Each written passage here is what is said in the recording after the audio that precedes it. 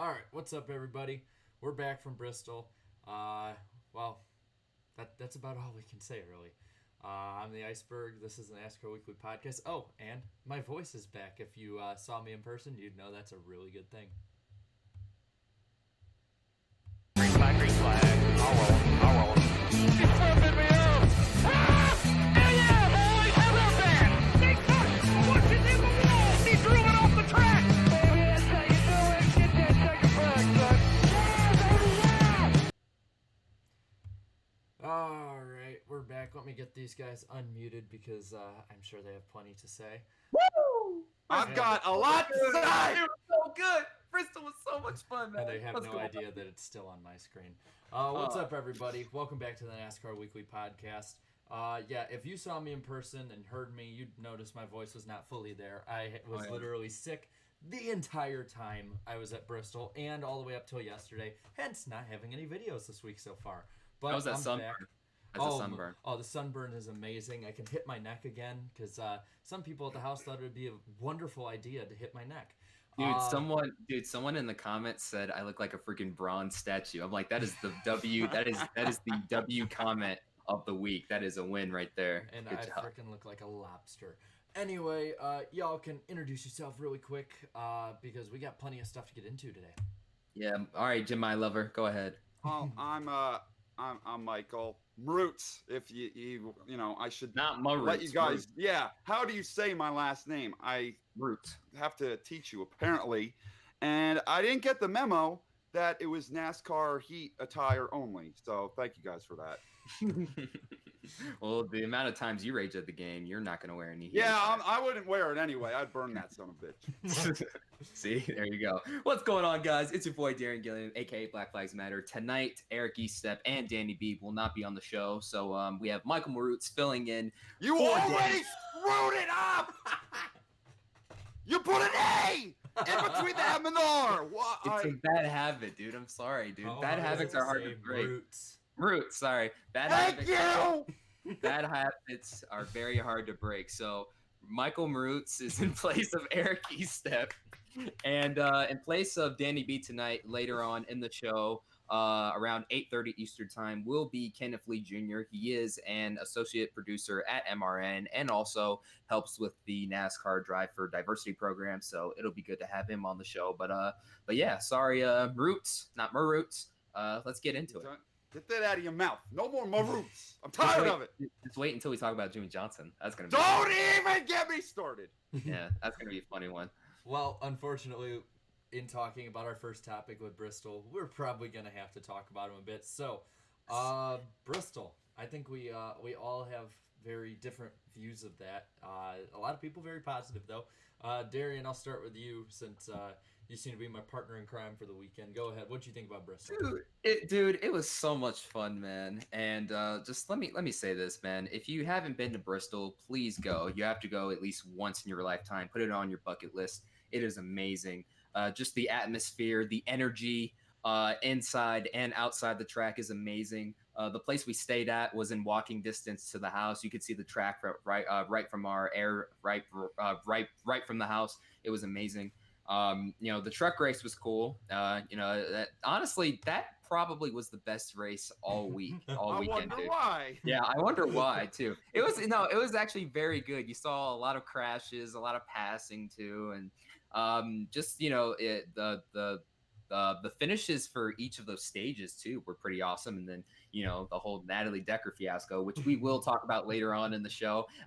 Seeing her wreck in person, man, right in front of me. Oh my God. Dream come true. And then saying, "Get off the track! Get off the track!" Yeah, so that was very cool. And then Xfinity was awesome too. Tyler Reddick, Tame the Beast. Sloppy Joe was there, and Sloppy Joe has attended 3 Xfinity races, and Tyler Reddick has won all 3 times. So Really? 3 for 3. Yeah, 3 for Dale. So congrats, Sloppy. And so congratulations to him. Then I got his reaction on my Twitter as well. So that was pretty cool. And then the Cup race too, just meeting everybody too. Got to speak with Ryan Vargas before his big announcement, and we'll talk about that later in the show. And as well as Elijah Burke in person, 2 really cool people. And then just the people who were staying at the Bristol house all weekend made the whole weekend spectacular. Obviously, myself, Jarrett, Danny B, and Joseph Lombard, Cody H Gaming, Rusty Walrus, Slap Shoes ended up coming late, Jake Baskinger, Zach Harmon, Michael Klein, Zachary Lombard as well. Joey didn't stay at the house, but it was good to see him. Eric Estepp, he didn't stay either, but it was good to see him there. And Caleb Hoffman, MDK showed up later as well. Am I forgetting anyone? I don't want to forget anyone. Please I tell was me. literally the only one that didn't show up. Well, no, IDK as well. Oh, IDK could have shown up though. IDK could have shown up, but the Cup Series race though in person, it was pretty amazing. I almost lost my seat. I got lost before pre-race. I was like, wait, where's our section? I know. So I was basically. Oh, go ahead. I'm gonna add in on this. So. Yeah, it's not showing me. Come on, there we go. So anyway, Darien goes off like an hour before the race, before even the introductions start up. And he's like, I'm going to go get some like cheese fries and stuff. Yeah, some bacon cheese fries. Yeah, They were going on. No, the driver intros had just started when I left. Either way. Yeah. Anyway, and he's doing that, and then like it keeps going and going. And all of a sudden, MDK, he'd went up, I think, to get some. Then he comes back. Then Joseph, comes up. And then everybody's like going up, and we're like, where the hell did Darien go? Dude, so I'm literally walking around the track trying to find my seat with a bucket of cheese fries and a nice tea. Just freaking and then all of a sudden I have to stop for the national anthem. So I'm like, oh no. And then all of a sudden I hear, gentlemen, start your engines. And I'm like, oh shit, I gotta go. And then I start running and I start booking it. And I'm like, here it is. And I get there just as they're rolling. So I was so out of breath by the time they started the race too. I was like, okay, good. I can finally relax. I can finally watch the race. I think he was in a quest for Bubba. You were searching high and low. Hey, we saw him. We met him. We talked. Yeah, we got a picture with him. Yeah, we also talked with David Reagan as well. He was really cool.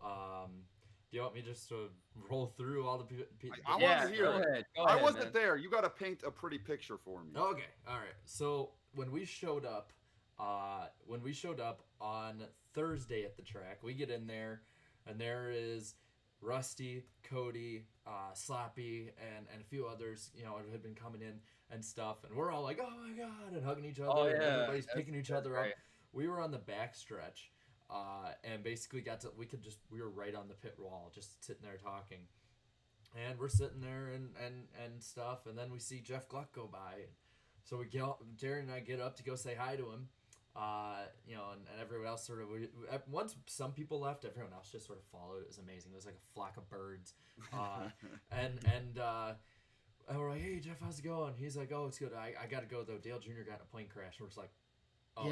Yeah. Like when we found that out, like we just got into the infield and we were just, we were so happy to see each other. And then we saw all the stuff on Twitter after Jeff Glueck had said something. And we were like, what the F? Like, what? Yeah. I mean, it brought back 2004 Hendrick plane crash flashbacks, not gonna lie.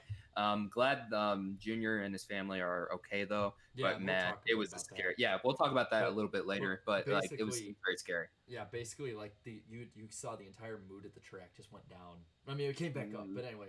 But I mean, man, on Friday, we got a bit of a tour around the track from some people, which was really cool, and we'll thank them in a bit too. But I mean, we met so many people. We met, first off, Slappy introduced us to a bunch of the RCR guys, the Dylans and Tyler Reddick, really cool guys. Mike Dillon is the coolest dude ever. Yes, he is so funny. He's one of the funniest people I've ever met in the sport. But then also, we got to meet DiBenedetto, got to meet Bubba, got to meet Daniel Hemrick, Chase Briscoe. Chastain we got to talk to. I probably put on Twitter later. There's a picture of me and Chastain. Yeah, it was good. It was during practice too. So like he had to get close to you. So Did he smash a watermelon on you? No, I wish. But he had a watermelon hat. Had a watermelon. The way you just move your hands, I thought he picked a watermelon up for you. He picked me up like a watermelon. Yeah. But But then also we met Shane Lee. He was a really awesome dude to talk to. Talked to us for a while. I got to talk to Matt McCall, Kurt Busch's crew chief. Really awesome guy. Mike Helton remembered me because every year at Chicagoland, we were right at the edge of like our row, and so he'd come up when there was a concert near us, and just sit there and talk to fans, take pictures, just have a good time. Wow! And so he recognized us. Yeah. Recognized me, Ray Black Jr., which interesting thing, we got to talk about him at the end of the show. You might want to stick around for that one. And you know, Hannah Newhouse, she was really cool. Got she was to talk cool with us. And then we got to have a good 20-30 minute conversation. First it was Darien and I, and then Danny came along, and then Joseph and a few others, but got to talk for a while with the president of NASCAR, Steve Phelps. And Steve Phelps, everyone. Completely changed my view. Like, at first I thought he was just a yes man, you know, I'm just going to say this for the press or whatever. I can't go too in depth with stuff he said just yet. We'll talk about it a little later, but my view and perspective of what he does in the sport and everything completely changed. He was so open with us, willing to take so much time with us and stuff. I total respect. I do not envy his job at all. I have total respect for the man. Oh no, he has one of the hardest jobs in the sport. I mean, just the way the whole thing happened. We were sitting down waiting. We were just sitting in the shade, and then we see Steve Phelps talking with some people, and I'm like, "Hey, Jared, it's Steve Phelps." And then I look at him, and I'm like, "Hey, let's go talk with him." And then I introduce myself. I'm like, "Hello, my name is Darien Gilliam, AKA Black Flags Matter." And then Jared introduced himself as well. And we talked with him for 20 minutes straight about, you know, Gen 7, fan council, schedule changes, and even, you know, the leadership in NASCAR. So very cool. By the way, I would just want to super chat really quick. Thank you, Jason Straight, for the $2 super chat. Says my track, my roots. I see what you did there. There's no A in between the M and the R. That's a good one. Good job, chat. But burned already. It's been like 10 minutes. But as for the racing aspect of our weekend, I can say right now that truck race is the best race of the weekend on a racing aspect. Xfinity race is really good too. Watch when I release, I believe on Saturday, my little vlog compilation, because there's a nice little clip of Jake Baskinger in there that I think you guys might like. It's hilarious. So and then the Cup race, you know, it was one of the best races of the year. I mean, the Xfinity race on most weekends would be the best race of the weekend, and in my opinion, it was the worst race of the weekend, and it still was like a 9 out of 10 race, at least being there. The Cup race, I'd give a 10 out of 10. I mean, there were so many people there. Like, yes, I know there were some people complaining about empty seats and stuff, but there were still a good 100,000 people there. Like, it was very packed in person. Yes, very packed. There was a good 100,000 people there easily. It was just incredible. It felt like that same atmosphere of like old NASCAR that we all like always harp about and stuff. Yeah. And it was surreal being there. I said, I think you can see in Danny's video, maybe Joseph's, one of these guys' videos, you can hear me go, This reminds me of the first time I walked into Wrigley Field. I had a tear in my eye. It was beautiful. Yeah. It was amazing. When we were walking into Bristol for the first time, like in the infield, I was like, oh my god, it's happening! Like, oh my god, this is happening, guys! Like this is real. Like we planned this out last year, and then now this year, over a year of planning, and it's finally happening. And also, I didn't know it took that long. Oh yeah, and also I want to say a huge thank you to Brendan Williams and Tim Southers for making our weekend even more spectacular. I mean, Tim Southers with 704 Games was showing us around the media center, and even got us on the on the Bristol social media. So that was good to hear. And then also Brendan Williams for helping put this whole thing together, getting us the hot passes and stuff. And who knows, maybe in the future we'll have more meetups planned out. So stay tuned. And also really special thanks to Josh Mullen, the NASCAR Pole Position magazine. Yes. Man, they set up the meetup and well over 100 people showed up. I signed so many autographs. It was insane. I was like, wait a minute, I'm just a normal dude. Why? Same. Okay. I think at one point, because Corey LaJoy came down, we talked to him a lot, and he's a really cool dude too. And at one point, he was like, "Some of you guys are signing more autographs than I am down here." No, Corey LaJoy is an awesome dude too. When we first introduced ourselves, he was like, "Oh yeah, you guys are the YouTubers, right?" Because Eric had mentioned us on the podcast he was on, which we'll get to later on in the show. But man, so much stuff happened, dude. It was amazing. But Michael, I guess maybe we should ask you, man. What did you think of what did you think of the Bristol race from the TV perspective? Yeah, I mean, I'm like how many hundreds of miles away. I didn't get to enjoy it to the extent that you guys did. But I thought all three races were really good the whole weekend. I know they ground down the top of the track, but that didn't seem to really make a difference. They still ended up there by the ends of the races. A lot of side by side. I thought the Xfinity race it seemed kind of crazy. Just the top 10 at the end. I wasn't expecting a lot of those names at the front. And then Kyle Busch won a stage and then blew his engine. Like I thought he had a that was tire the highlight on my weekend. Yeah, we all thought Kyle Busch had a tire rub, but then he just pulled it in, and then we were all cheering and laughing and looking at Jake, and we were like, yeah, your driver, BS. And really quick, speaking of vlogs, I was looking in the chat, and Cody said, for real though, his is going to be like 72 minutes long. I can't wait. I can't wait for it, dude. Yeah, he's already released some clips on his channel and on his Twitter, man. There's so much good footage. Really quick, I'm gonna share screen really quick. I want to play a little game with Michael here. Oh, so geez. it's about to be All funny. right. You know What's the the game. hell You know the game. Well, where's Waldo? Right? Where is Johnson? He's right there. His car is all messed up. Look at it. His car is all mangled. You know what? Look at that. I don't find At Bristol, you funny. he was so bad. He was so trash. Look at funny. this. And now he is like 31 points outside the cut line. That's not even correct. Where It's like is 26. Johnson? Can you shut up?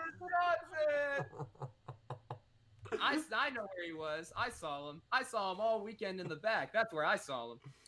And MDK was saying the same thing too. He wrecked how many times? He finished like what, 20s up in 3 laps down. I sat next to MDK and I felt so bad for him. At one point, he just put his head down and I just put my hand on his shoulder, like, "Junior fan here, know where you're at." Where's Waldo? Where is Timmy? Shut the hell up and let me talk. Okay. If Jamai, if he wins either Darlington or Indy, That's not gonna happen. or he just gets in the playoffs at Indy, That's not gonna happen. you have me on this show again, and I stick it in your goddamn face. Deal. Oh yeah, I know. Deal. That's a deal. That's a deal because that'll never happen. I'm coming back with my doll, with my helmet. Because With my he keeps helmet, screaming. Because he keeps and- screaming so much. I'm gonna have my flag draped around me. I'm gonna have my jacket on again. Let me tell you I something. am coming for you. Let me tell you something, folks. Jimmy Johnson fans are the most bratty, the most spoiled fans in all of motorsports. You have a 7-time champion, and now he has, 2 bad seasons, and all you guys can do is complain. You guys, excuse my language, bitch, about his bad performances and all this stuff going on. All I hear is a bunch of complaining and whining and stuff, man. Someone needs to change y'all's diapers, bro. Wow. You have a 7-time champion and what? He has 2 bad seasons? I mean, me and Jarrett, we were freaking junior fans almost our basically our whole childhood. That was a choice you made. Oh, I know. And it was a choice we made. I know it. But, oh, now that Johnson has 2 bad seasons, you guys, all you guys can do is complain and whine. He's doing that. All right, we need to actually... Even though Johnson made You the just playoff sounded so much like Pennywise the Clown. It doesn't surprise me because you're a bitch. Darion's Pennywise. No. Darien is Black Pennywise. There you go. Black Pennywise. There you go. Oh my god. I think I got bronchitis. Oh, I'm dying. All right, let's probably actually move on to the next subject really quick, All right, since we Go did. ahead. Screw you, Gilliam. We talked a bit about Bristol. We gave our thoughts. We will talk about the Xfinity and truck races later because we sure have a lot of opinionated stuff to talk about there. But first, we got to talk about the Cup Series ratings. There was good news and there was bad news. The good Oh, news no. is it was up 8% in ratings and almost 8% in viewership. Pretty good. Woo! 2.5 million viewers. That's nice. Here's the bad part. The key Uh-oh. demographic is 18 to 49. And much like most of this season, aside from a few races here and there, it was down. Except this time it was down a lot. It was down 11% in the key demographic. So I That's got to not pass good. to you guys, whichever one wants to go first. With hearing that in mind, with the younger people turning away, but the ratings still going up, do you think it could be more of a fluke that the ratings are going up this year, or is it still something that could build into a trend? What are your guys' thoughts? No, I still think it's Yeah. a trend. I still think it's a trend. We've had so many races just improve, not only in the Cup Series, but Truck Series ratings have improved for some of the races. For example, the Kentucky race was up like 23% from last year's, something crazy like that. I'm like, Kentucky of all tracks for the Truck Series, okay. And even Poconos as well, but Poconos was turned. It was on Fox this year compared to FS1, so I guess there's really no comparison. And then even for the Xfinity Series, there's been some increases in ratings in that series. But NASCAR, really, I mean, I think we've bottomed out now. We've talked about it all season, really from right from the get go. I really think Barstool Sports, not Sports has really helped out venture this on Definitely. social media. Just seeing Dave at the racetrack all weekend, it was pretty cool to see him, and I got to stand beside him in victory lane too after Reddick's win. So We'll talk about that in a bit. yeah, we'll talk about that in a little bit. And then I don't know, I just feel like I feel like there's just more of a growing presence for NASCAR on social media. Like now we are sort of leaving the sports social media infancy and sort of moving on up and trending with the way other sports handle their social medias. I mean, Adam Stern had mentioned it. NASCAR is interacting more with fans on social media. They've even interacted with me a couple times this season on Twitter, which I was very surprised by, because in years past, NASCAR Twitter, like, they wouldn't interact with anyone, really. So, and then even on their YouTube, I mean, they're starting to venture out a little bit more, and hell, even inviting all the NASCAR YouTubers to come out too. So, I mean, hell, like I said, even Bristol's social media page was shouting us out too. So, I mean, they're starting to recognize more of a presence on YouTube and really social media in general too. And I really think that's going to have a major impact moving forward. But as far as the ratings go, I think the sport's going to be it's going to be all right. We'll just gotta keep grinding. Just keep grinding, NASCAR. We'll get back to the glory days somehow. Yeah, I think what you said about it bottoming out like last year, I think that's the worst of it, the worst it's going to get. And it seems like, yeah, they're taking steps forward with social media. They're finally realizing how powerful it is and how many more people you can reach. And I was loving all that Dave Portnoy, from Barstool, that he was tweeting. I was watching all his videos, and just because he's not someone that's been following NASCAR for years and years. This is like his first season that he's been paying attention to. Most recent. What? Well, I mean, most recent one. Yeah. Oh, yeah. Yeah. Recent. No, I didn't hear what you said. Seems to be hooked. Yeah, seems to be hooked in it too. Yeah. That this is like a fresh perspective, someone that is pretty new to it, and he seems to like really be excited about it. And I think that's bringing in different eyes that wouldn't necessarily go and check out a NASCAR race. Granted, the ratings were down for the demo that they wanted, but I think any positivity, if it went up, what did you say, 11? No, it was down 11. It went up 8. Yeah. It went up 8%. That's great. Like, as long as you're getting the numbers, then I think the demo, getting the people you want, that'll follow in time. It just, you need anything positive at this point. Yeah, we're gonna be all right, man. Sometimes you'll have some some losses in terms of ratings and demographics, but one thing, like we talked about last time, you can't have Grand Funk Railroad performing concerts. That's not going to pack the stands full of people our age. That's you right. Need some Lady Gaga up in there, some Justin Bieber. No, hell no. Oh no. But you need you need some hipper, like trendier people that have influence. Yeah. Talking about it. like Portnoy. He's got a big influence, and he's saying a lot of positive stuff. You need more of that to grow the younger demo. Yeah, At least at this point. I agree on that. I do think that, like, one, obviously a ratings increase is good. But at NASCAR in this regard is no different than any other motorsport. F1 and IndyCar have a similar deal right now where they are, it seems like from what I've been able to tell, are down also in the key demographic. I think that having this big of an increase, and I mean 2.5 million people watching is still pretty good. At, like, most TV shows having 2.5 million, that keeps them well above the cut line when it comes to cancellation. But I think it gives them a little more time. It increases in ratings no matter what are good. But I think that them having an increase this year, it gives them a little more leeway, I guess, with the networks to fix this problem. They're putting a lot more into it this year than they were in previous years. I agree with that.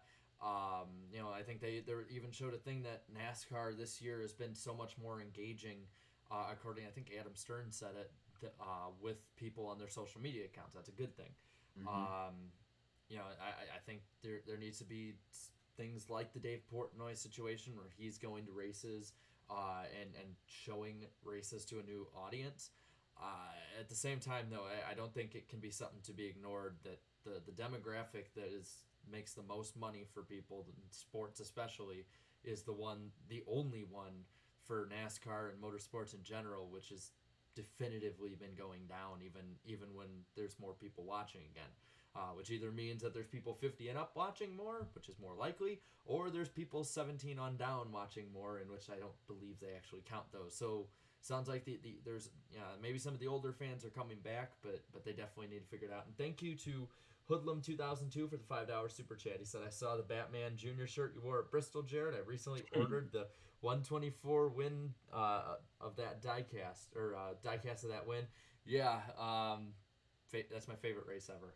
Just ugly shirt though. Ugly shirt. Ugly as hell. That was the whole point. That was the whole point though. Ugly as hell shirt. I unironically wore that when I was 14, and I am not proud of that, but I love that race. But yeah, thanks for noticing, and thanks for the super chat.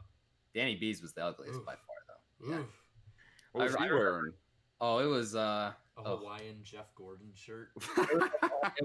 It was a Hawaiian Jeff Gordon shirt with like the other SMI tracks on there. So it had like Jeff Gordon's number. I think I had Jimmy Johnson on there. It was all over the place. Sounds interesting. Oh yeah, no, it was very interesting. Yeah, I remember we bought that too. I was like, oh god. Speaking of Jeff Gordon, I see in the chat someone put Jeff Gordon hasn't lost a race since 2016, so that's pretty good. Yeah, that's good. That's not bad. It's not bad. I know Johnson has though. Yikes.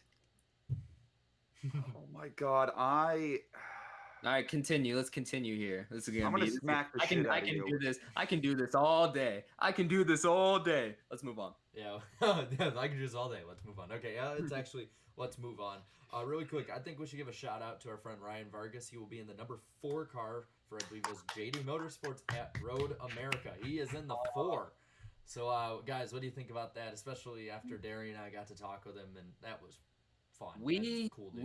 we caught up with him when we got to the track on Thursday during the right before the K&N East race, and he was so happy. You could tell, like he was so happy, and I asked him like, what's good, man? And he's like, oh, got some big plans going on, man. All he said is, he said God's good, man. And I'm like, oh, more Xfinity races? And he's like, yep. I'm like, this year or next year? And he's like, this year. Like, and I asked how many. He didn't answer that, but he answered more than before. Oh, more than before, basically. Yeah. So this is great. We get to see his skills on these road courses, Road America this weekend. So that's going to be good. And also he gets to drive the 4 car this week, the Ross Chastain car, the car that Ross Chastain made famous for JD Motorsports. Honestly, if you ask me, JD should really consider giving this guy a full-time ride and build his team around him. Him and Will Rogers, honestly. Like, Will Rogers is pretty underrated. I feel like those two, like, they're very underrated prospects, even though they were promoted by NASCAR Next. I feel like if you maybe cut down, maybe on the team size perhaps, and maybe just have 2 cars and maybe focus on those 2 drivers, they could bolt some good results, or just put them in 2 of the 4 cars, and maybe have the other 2 run part time, and see what happens. Really. Yeah, I mean, I don't know a ton about him, but it seems like since Ross has chosen to collect points in the truck series, that they've had like this cycle of young drivers in that 4 car. So that's pretty cool to see. Yeah. And I believe Cody. I think you're gonna be there, right? Cody H Gaming in the chat right now. Yeah, Cody's gonna be there. So yeah, we got to meet with Ryan, and he was there Thursday and Saturday. He was racing on Friday. But man, just such a cool dude. We talk about NASCAR needing personalities in the sport. That guy is a personality and a half. Like, he is so fun to talk to. He's always got that high energy. And talking with him and Elijah about stuff coming up, about stuff at Bristol, the YouTube deal, all that. It was so cool because they have such a different outlook than a lot of people do. Such more positive, outgoing. I'm just happy as hell that this guy's They're getting basically the chance like he deserves. us. Yes, They're yeah. basically like us, man. Like, I mean, they're just chill people to hang out with, and just to talk to. I mean, it was great meeting them. I don't know how chill and cool you are when you start bringing up the Jimmy stuff. That's all I'm gonna say. Oh, here we go again. See, this is what I talk about. Change these Jimmy Johnson's diapers, folks. Change their diapers, man. Right. That's But all they do is whine. Don't get me started. See, all you're doing is crying. How about y'all start after we finish up talking about Ryan and the poll that we got to show. The poll. We'll make The sure. poll. Well, wait. I'm happy for Ryan. The dude put his head down and just kept grinding, kept working. Especially in the face of losing his ride, and now he is in a much better place than he was before. I'm gonna watch. Everyone should watch. Root for Ryan Vargas in the 4 car. Dude's got talent. I really think he's gonna turn some heads. Again, losing his ride in the K&N East Series was perhaps the best thing that could have happened, because it gave him more time to sort of, go back to square one, race at Irwindale Speedway, and then he recently got some opportunities to drive in the South at Hickory and some other speedways with Lee Falk Racing, and ended up putting this Xfinity deal together. And and then he's also venturing out on social media a lot more in his free time as well.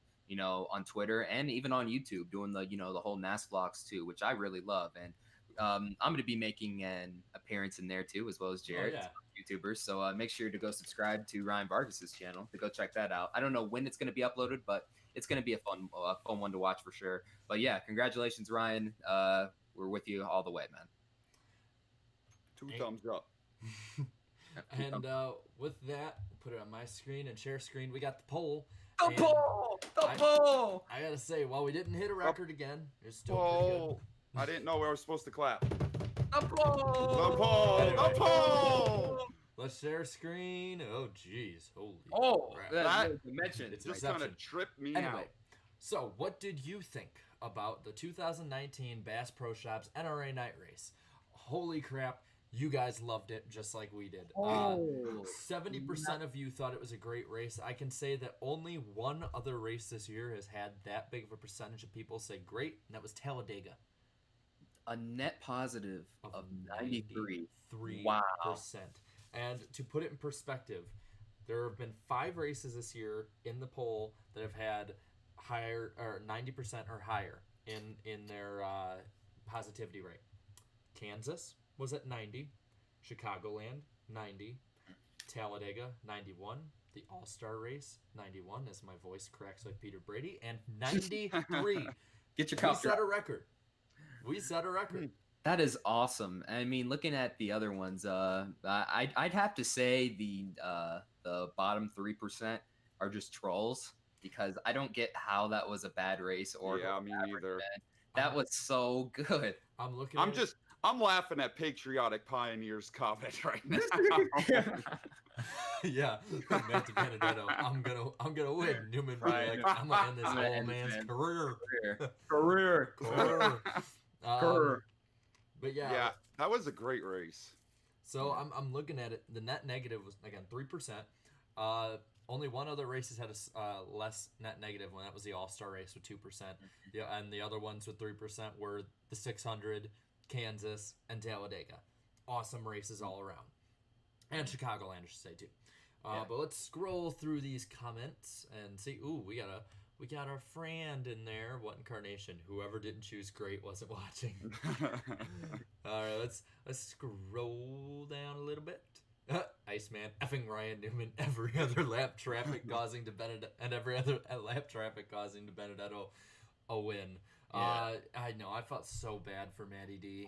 Yeah, we were in the infield and we were cheering so hard, and when he finally got past, we were like damn, he could have won, man. This sucks. It wouldn't have happened if Newman wasn't a total butthead. Everybody is talking bad about Newman. Cade, man, I think is how you say her name. If I mispronounce it, I'm sorry. I'm terrible with names. He says, it was a great race. Just sucks that Newman keeps screwing people over. Hashtag screw him. Keep an eye on Jake Baskinger's channel, because I got a video idea with this. Yeah, I remember that one. We were in the garage area afterwards. We were hanging out around DiBenedetto's team and stuff, and I gave him an idea. A few people from there thought it was good. Ian Miller, the Ryan Newman fan, says it was a great race, but I was extremely disappointed that DiBenedetto didn't win. But if it looked great on TV, and I can only imagine how it was in real life for you guys. Thank you, man. I know you're probably hating the Newman hate. It's justified. Yeah, it's I mean, justified. come on. Bro, I just saw a freaking comment legend. RC Racer 88 commented on your poll. Okay. Good. The no talent crybaby Kyle overrated first gentleman. I knew he was gonna say that. And bro. y'all wonder why I don't like. Everyone keeps telling me to block him. No, man. Everyone enjoys his comment. Yeah. He's a great commenter. Let's keep What a scrolling great though. commenter. What a great guy. Great RC45 fan says, great race, but D Burrito deserves this. Hope he gets a good ride next year. Yes, I think we all hope that. Yeah. And honestly, we got to talk to him after the race. He's such a down to earth and humble person. You got to talk to his mom. I talked to his mom, and That's random. No, because Bob Levine, his mom, and himself were walking through there, and I didn't realize it was mom. Yeah, I didn't. So I was saying all these nice things about him and stuff, and I meant all of them.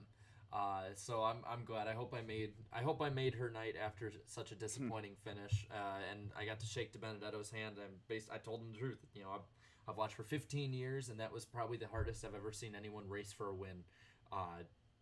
Just incredible driving on his part. Amazing. And we talked for a little bit before he went back, and it was cool because we waited. It was Darien, Sloppy, Jake, Slap Shoes, and myself, and we were waiting afterwards, and Corey LaJoy was out there signing an hour after the race, like all drivers should, because Corey LaJoy is freaking awesome, and if you haven't, follow him already on Twitter. Dude is incredibly funny on there, just an awesome guy all around. DiBenedetto came out with his mom and his wife on the golf cart, and we started to chant, and a bunch of people joined in, basically, Matty D, and it was just an all around magical night. And he's gonna find a ride. Somebody that popular and that talented, he'll find a ride. But anyway, back to poll comments, and thank you, Jason Straight, for the $5 super chat. Thank you, I really appreciate it, man. He says, What Newman did was egregious, but don't diss lap traffic. It is often an equalizer, a last hope of producing a great finish, and often does.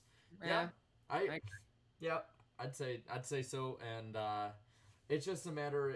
I think it always just depends on who the person is that gets screwed. If everyone loved the fact that Kyle Busch got screwed at Chicagoland last year in the finish, but the moment that DiBenedetto didn't, suddenly it's time to get our pitchforks out and ready to go.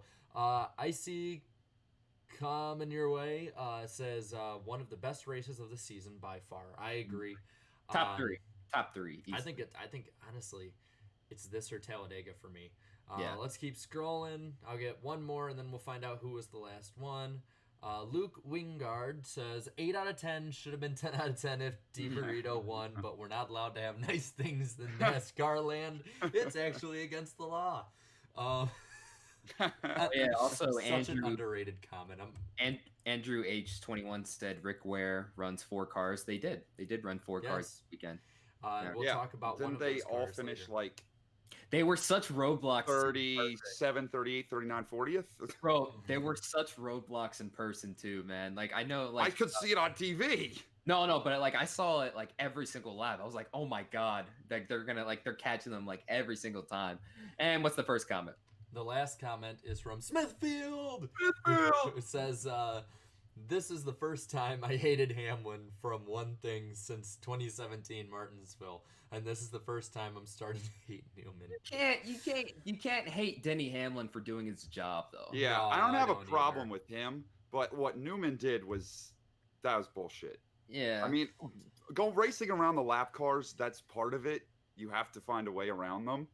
But would he want that if he was leading the race, if it was flipped around? But at the same time, though, if Benedetto wins that race, then Newman is on the bubble. So I can So, understand. I guess this kinda so. leads But is he into really thinking that in that moment? I think it's just Newman yes. being a dick. Oh, no. Yes, he is. I mean, even during the whole Chase Elliott fiasco at Dover in 2017, after the race, I mean, he said he was hoping for a caution, and he was trying to stay on the lead lap because he was about, I think, a point or a couple points outside the cut line. And he was the reason he was blocking Chase was because in case a caution came out, he wanted to stay on the lead lap. So I don't know. I mean, I know it That sucks. leads into the next topic. What Newman did. Is it fair or foul? Well, I mean, Debate. in the moment, it's foul. But then when you really think about it, to me, I mean, in a situation like that where you're trying to protect your playoff spot, you're trying to basically save your season. I mean, no one's been outperforming where he should be. I expected him to be sort of where Stenhouse has been all year. Oh yeah. Also, by the way, the Fast and All Curse lived on in person. I got that on I Twitter.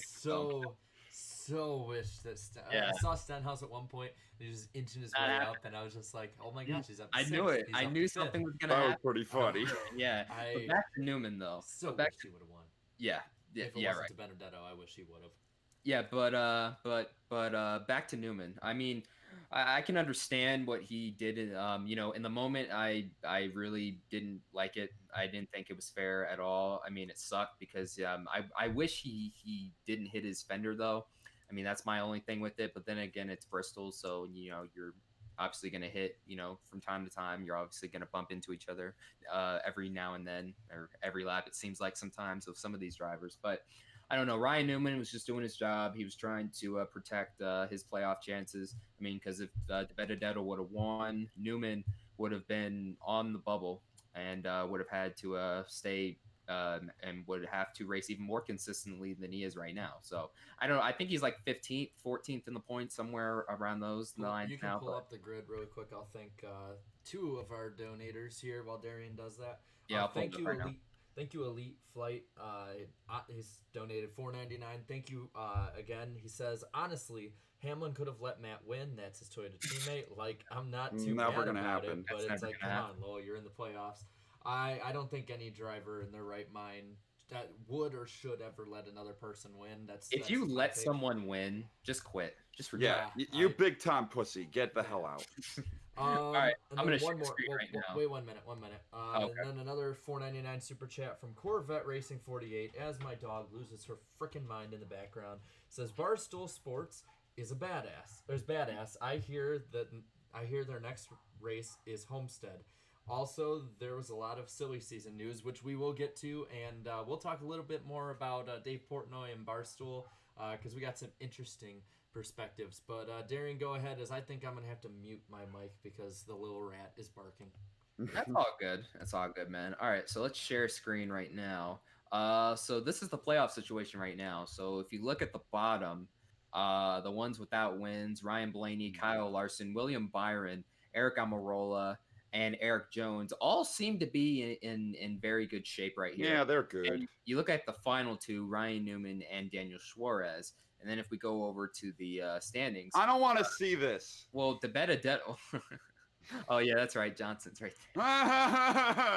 I wasn't even going to mention him. I swear to God, I wasn't. But yeah, but no, De Benedetto is not even inside the top 20. So a win would have moved him up all the way from below 20th position all the way to a top 10 points position heading into the playoffs, and Newman would be on the cut line over Daniel Suarez by how much is that? Like 10 points, like nearly 10 points, something like that, or 12. Yeah, so 12 points.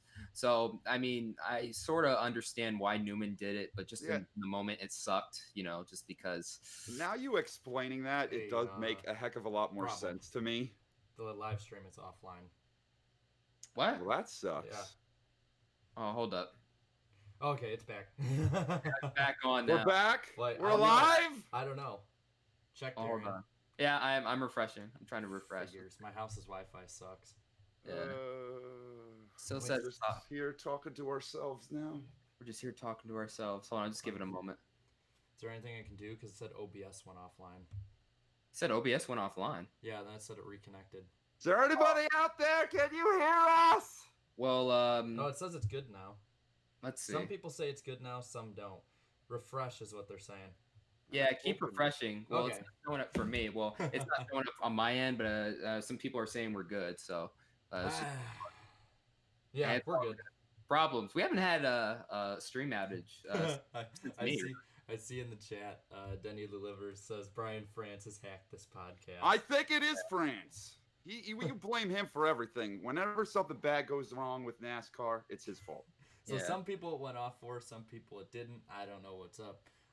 We're just, I guess, going to keep on chugging, right? Yeah, just keep on chugging. Yeah. It'll record. They can watch it later. Yeah.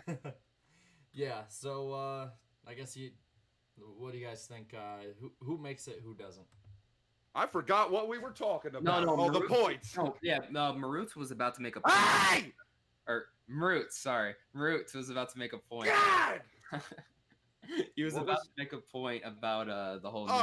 Yeah. Well, after you explaining it, it does make a lot more sense to me with Newman fighting him that hard, and I on a very selfish level, I was hoping that D Burrito wasn't going to win because that really would have screwed Jimmy bad. Yeah. So that I can understand with the points then where you're coming from. It makes sense. Yeah, it sucks because he pretty much took the win away from him. His car didn't drive the same after he got that damage. He said so. So I don't know. Yeah, it still sucks. Really quick for people in the chat, I see that a lot of people are getting back up. I had to. It's gonna be on an 11-second delay, unfortunately, just due to OBS sucking. Denny Hamster conspiracy. But yeah, basically, let people know who might not still have it up. Basically, close down the app, open it back up, and it should be good. So our apologies for that. I don't know what happened. Might be a Wi-Fi deal. Might just be my computer. It's that Glockford Wi-Fi. It's that Glockford Wi-Fi. It's that McDonald's Wi-Fi. It is returned from the grave. But yeah, I think right now Johnson is getting close to him. If he doesn't. Hey! Watch what I'm being nice. I'm not gonna be like Darien here.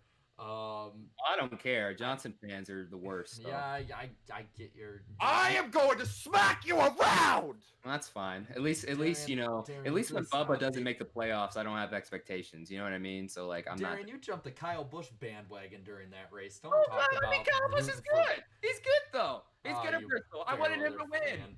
Anyway. I think if Johnson doesn't make up at least half of his points this week, it turns right into a must-win. It's getting very close already. But again, if he wins 2 stages, then he's at the least, or the closest 6 points, and more than likely be about between 10 to 6 points if he were to win the stages. Have a good finish. Darlington, who knows what can happen? You got 2 weeks to reload, get everyone on the same page. I'm not going to count him out just because of how talented he is. I think a diminished Jimmy Johnson is better than 80% of the field talent-wise. Oh, it is, but his team is very diminished too. So, you know what? A must-win for Jimmy Johnson nowadays equals he's not going to win. It's over. Pack it up. It's done. His season is over. 26 points in the hole. There is no way he is going to recover. It is going to take a full-fledged miracle for that to happen. And Jimmy Johnson fans who are saying he's going to make the playoffs, stay off the weed. Are you crazy? Are you nuts? Are you done? Yeah. No. Are you I'm done? just getting started. Man. All right. Well, let's get all this shit out, and then I'll After respond. years of so much success from Johnson fans, all you guys can do is whine because your driver has 2 bad seasons now. And you can't just relax, guys. Like, you guys have never gone through any real suffering, really, when you look at the big picture here. A 7-time champion, 83 career wins, and you guys cry whenever he has a bad season now. So, oh well, that's too bad. Are you done? Welcome to every other NASCAR fan's reality, folks. Welcome to the real world. I mean, why can't Jimmy Johnson fans just live in reality for a moment? Okay, let Michael talk. Jeez, I'm sick of the same thing. Go ahead. Michael. Go ahead. Are you done, bitch? I'm done now. Can I speak? Go Damn ahead. it! Go I ahead. feel like Defend I'm your stuck driver. on NASCAR's edition of First Take. Okay. So, Jamai is making the playoffs. I don't care what the hell you say. He's going to win all the rest of the stages. He's going to win both races, and he's getting in. So, yeah, I wasn't very happy with the race the way it went. I was browsing through my phone, and then I look up and I'm like, oh, there's Jamai. He's in the wall. He's behind the rhinestone cowboy, Austin Dillon. Oh, great! They're both in the wall. Great. That's awesome. Oh, and then he gets put a lap down, and he would have been the free pass, but he was involved in the caution. Mhm. Brian France came up with that rule because it's a real piece of shit, and that rule should be eliminated. Only for when Jemai needs it. Here we go. Yeah, go ahead. Here we go. He gets put a lap down. The whole race, it's like scarred into my brain. Okay, so he gets put a lap down, and then they have to come in. They got to work on the car, blah, blah, blah, blah. And then he gets put a second lap down. Okay, then there's a caution right after he gets put the second lap down. Great coincidence that is. So then they decide to stay out. There's not a caution in time to get the lap back. He goes another lap down. That Bristol is supposed to be a good track for Jemai. They totally whiffed on qualifying. They didn't even practice qualifying. What? Why? Jemai! See, that's Daniels! Gotta practice on the long runs. Gotta practice the race trim. Do one qualifying run. That's all I ask of you.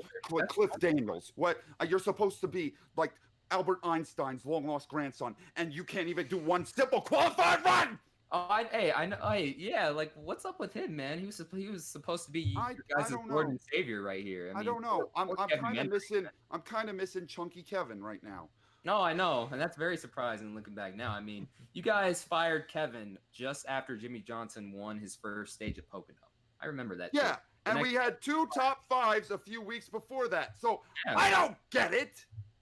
It's No. not looking good, folks. Jemai fans, I know I set the world ablaze last show that I was on. Jimmy. I went back and looked at the chat, and everybody lost their goddamn minds. Oh, they're losing their minds right now. I can see it right now. I so hope that Johnson makes it just so we can have you back on with Darien. I should come back regardless at Indy just for the sake of it, because either way, I'm gonna be spitting some mad shit. It's we're in a dire situation, Jemai fans. Yes. I'm coming to you live right now to tell you we're in a bad place. Yes. But Gotta speak got- to the Colt, right? I'm speaking, damn it, to my people. To the Colt. To the I'm Colt. their leader. To the Colt of fans. Go ahead. We have reason to have hope. He is 7-time champion.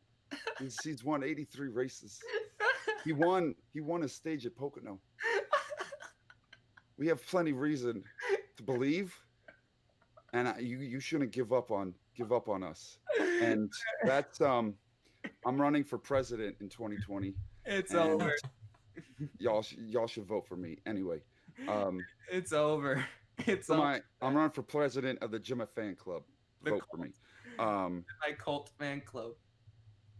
He's gonna make it in. and I'm going to come back on this show in a few weeks, and I'm going to stick this microphone up where the sun don't shine on Mr. Black Flags Matter. That's all I have to say. Excuse me, it's Darien Gilliam, aka Black Flag. Okay. I swear to God, I want to deliver one of these in your suckhole. That's fine. That's fine. At least Johnson won't make the round. Maybe. Let's see. Yeah, that's looking like it. Then we can talk a little bit about our Xfinity and our Truck Series experiences, because God bless America, it was beautiful. What happened to your eye? What happened to my... Oh, jeez. I got ink on my eye. What the hell was that? It looked like you just got in a fist fight with Dale Sr. This thing right here, it squirted ink. I knew I was... Yep, flip it. Hey guys, don't make fun of me. I inked. I ate. Okay, let's go to the lightning round. Why not? Let's just keep the camera on me. It is hot as balls in here. I need a fan. Lightning round. Oh, by the way, 172 watching, only 96. Hello, everybody! Button. Make sure to lick the like button. Like button. And we can hear our normal... I gotta go hit the switch over there because it is hotter than a witch's titty in here. Go ahead. And while you do that, Don't look at my ass. We're doing the lightning round. It's on me, man. All right. So the Xfinity Dash for Cash 2020 schedule has been released. Homestead, you're not going to get the finale, but hey, at least you get a qualifying race for the Xfinity Series. On Twitter. He was yeah.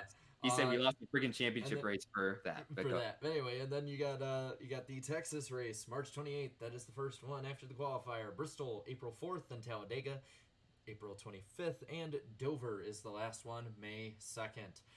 Ryan Sieg is going to make a Cup start in the number 27 premium motorsports car at Indianapolis, because he can't have nice things. It can't be somewhere with good racing. Our friend... He's there, though. At least he's there. Yeah, our friend... by the way, thank you, Jack Murray, for the $9.99 super chat. Keep up the awesome work, guys. I know that I am on delays, so you won't hear that until 10 seconds later. So everyone's going to spam super chat thinking I didn't see it. Anyway, Eric Estepp, our co-host, our great friend, the giant man as tall as a tree, according to everyone at Bristol, was on Corey LaJoie's podcast, Sunday Money. If you haven't watched it, you've got to. It's a great podcast. Very insightful. I mean, like Corey said, the dude knows his stuff. You all know it from watching. Eric knows his stuff. It is a very insightful podcast to listen to, and you should all do so. Going a little later in the year for the Roval, Mario Andretti, racing legend Mario Andretti, will be the pace car driver for the Roval race. Just another reason why everyone should want to go to the Roval, because that's awesome. Freaking awesome. Come out of retirement to drive it. Oh, I could have done a segue with this next one with the Corey LaJoie podcast, Sunday Money. Corey LaJoie is driving a Scooby-Doo car at Darlington for the 50-year anniversary of Scooby-Doo. That's reason enough to go. Yes. Wait, did you say Darlington? Yeah, isn't it Martinsville? I thought it was Martinsville. Okay, Martinsville. Yeah. By the way, Darlington, I believe Jake Baskinger and Slap Shoes will both be there for that one, so keep an eye out for them. And then Dave Portnoy, the great mythical pizza man himself. He will be more than likely going to Homestead. Another reason to go to the last Homestead finale. We got some more stuff to talk about Dave Portnoy in a bit. But yeah, so Dave Portnoy will be going to Homestead. He said he might, but he said the same thing about Bristol, and look what happened. That's pretty cool. Speaking of the DiBenedettos, Taylor DiBenedetto, who is Matt DiBenedetto's wife, really cool thing that I saw. It was a picture on both Twitter, Reddit, it was on Facebook, it was everywhere. She sat up in the higher levels in the stands. She sat with the fans. So really down to earth. Again, the DiBenedettos are down to earth people. Getting just to talk with them, they're just. It's like seeing normal people in the lives of superstars in that moment. That's awesome. So really cool on her part. If you're watching, that's awesome. If you ever see it, that's awesome. We love you guys. We love you guys. A little less happy news. Scott Speed, he broke his back in an accident over the weekend. He's doing better now, but send your thoughts, prayers, well wishes, everything that you may want to send it over to him, because he probably needs it. Bob Pockris put out the greatest video ever. What the hell was he doing? I'm at the phone party. I'm at the phone party. Good for Bob. Good for Bob. I like Bob. I like Bob. Bob is awesome. Every time he's given time to talk to me the last 2 years at Chicagoland and at Bristol, so he's a good dude. Good for him for having fun. Slayer was supposed to sponsor, I believe, the 54 car for Rick Ware Racing. That didn't happen. There's a lot of stuff going around. I saw the media, and I saw especially Loudwire and the metal media. You know, they'll jump on anything to make it look like they're more hardcore than everything else. We thought metal's too hardcore for Bristol and NASCAR. No, they missed payments from what it sounds like. We thought it was NASCAR's fault. Come on, Slayer. You had the perfect opportunity to be on a NASCAR, and you blew it. And you had it all, and you blew it. And that was the most badass pods car I've ever seen. Yeah. It was raining blood. And then last one, Bailey Curry is suspended from NASCAR for a failed drug test. He immediately has jumped into the Road for Recovery program. So best of luck for him getting back. From what it sounded like, it was just a mix-up with meds and stuff. So I hope he gets it figured out. And I saw that we had our other special guest in here. We had Kenneth Lee Jr. in here, but then he backed out, so I think he has some technical difficulties. We'll get him on. And also, to end the lightning round, I found a clump of rubber at the racetrack. This is funny. Damn, that's huge. I know. It's the biggest clump of friggin' rubber I have ever seen, and now... I think you were bad this year. I don't think you were a good boy. You got that coal. Oh, that's coal. Oh, yeah, it does look like coal. And if you're... Hey, there he is. How's it going? Muted. No, you're muted right now. Muted, man. Yo, what's going on, guys? How's it going, Hello. Hey, what's happening? For those of you who don't know, this is Kenneth Lee Jr. He is an associate producer with MRN Radio and helps with the NASCAR Drive for Diversity program. How's it going, man? Man, I'm doing good. I'm glad to be on. Finally got my computer to work, and coming through traffic was pretty crazy. So getting all this in order and coming on here once again, thanks for inviting me, man. So let's talk some NASCAR, man. I'm here for it. What's up? Wow, we finally have another black guy on the show. I'll tell you what, it always warms my heart whenever we have another black dude on.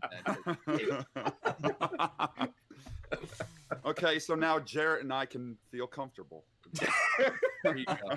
You've broken the ice for us. No, So now we got 2 white guys, 2 black guys, so we're all even now, right? There you go.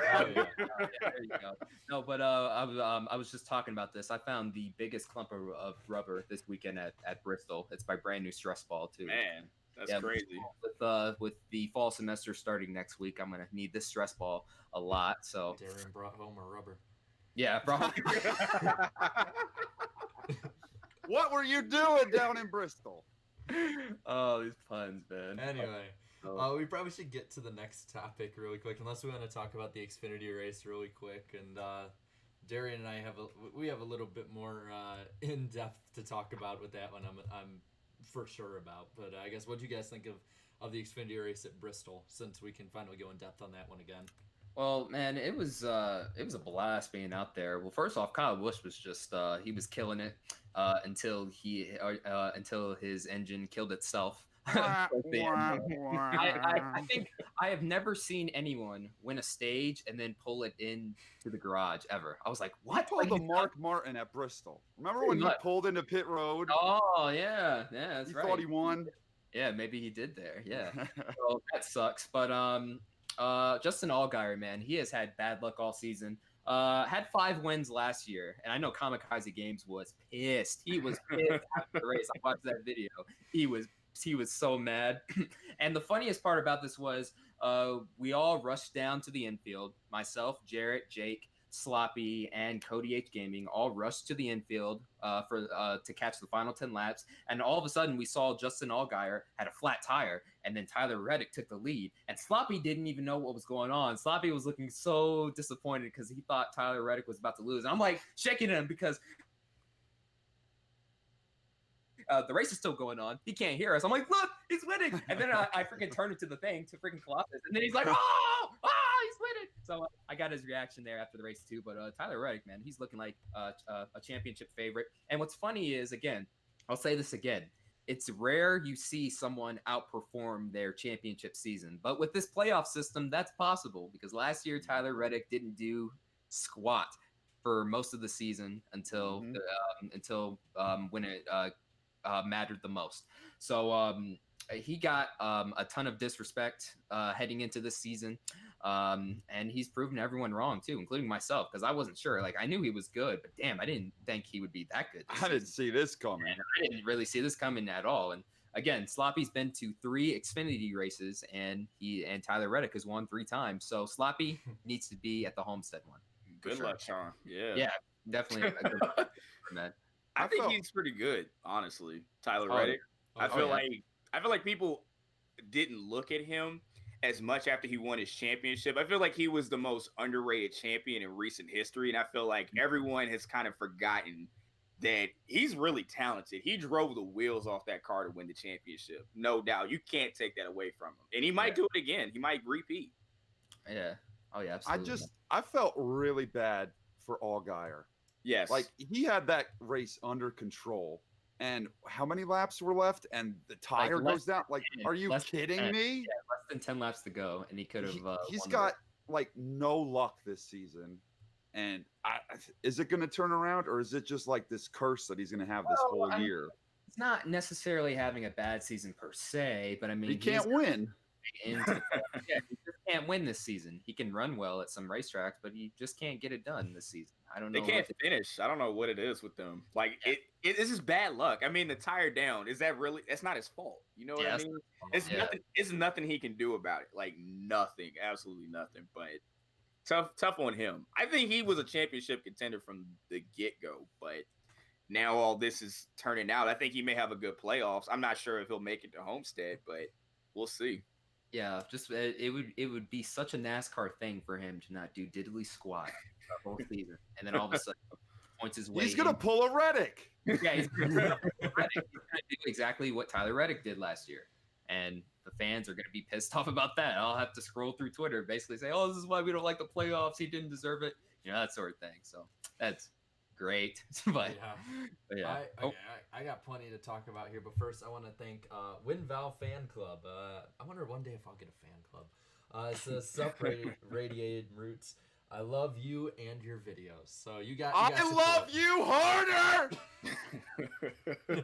Okay, all right.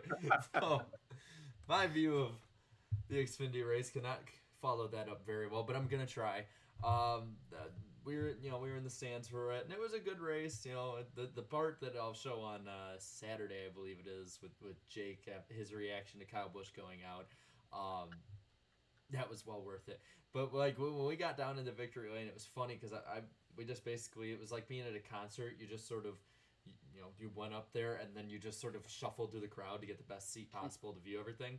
And at one point, after Reddick had pulled the car in, before he could get out because of like all the TV and commercials and stuff, I looked to my left, and there's Richard Childress. Look to my right, there's Dave Portnoy. Right in front of him is Austin Dillon. Right behind Richard is Noah Gragson. Oh in my God! front of me is Cody, and Jake is like a little behind me, and Darien was near me too. And I'm like, I am surrounded by greatness. Yeah.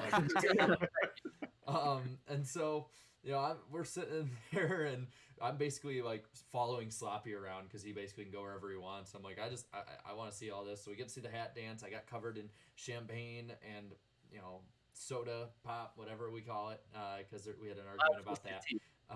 Twisted tea. I was sticky all night.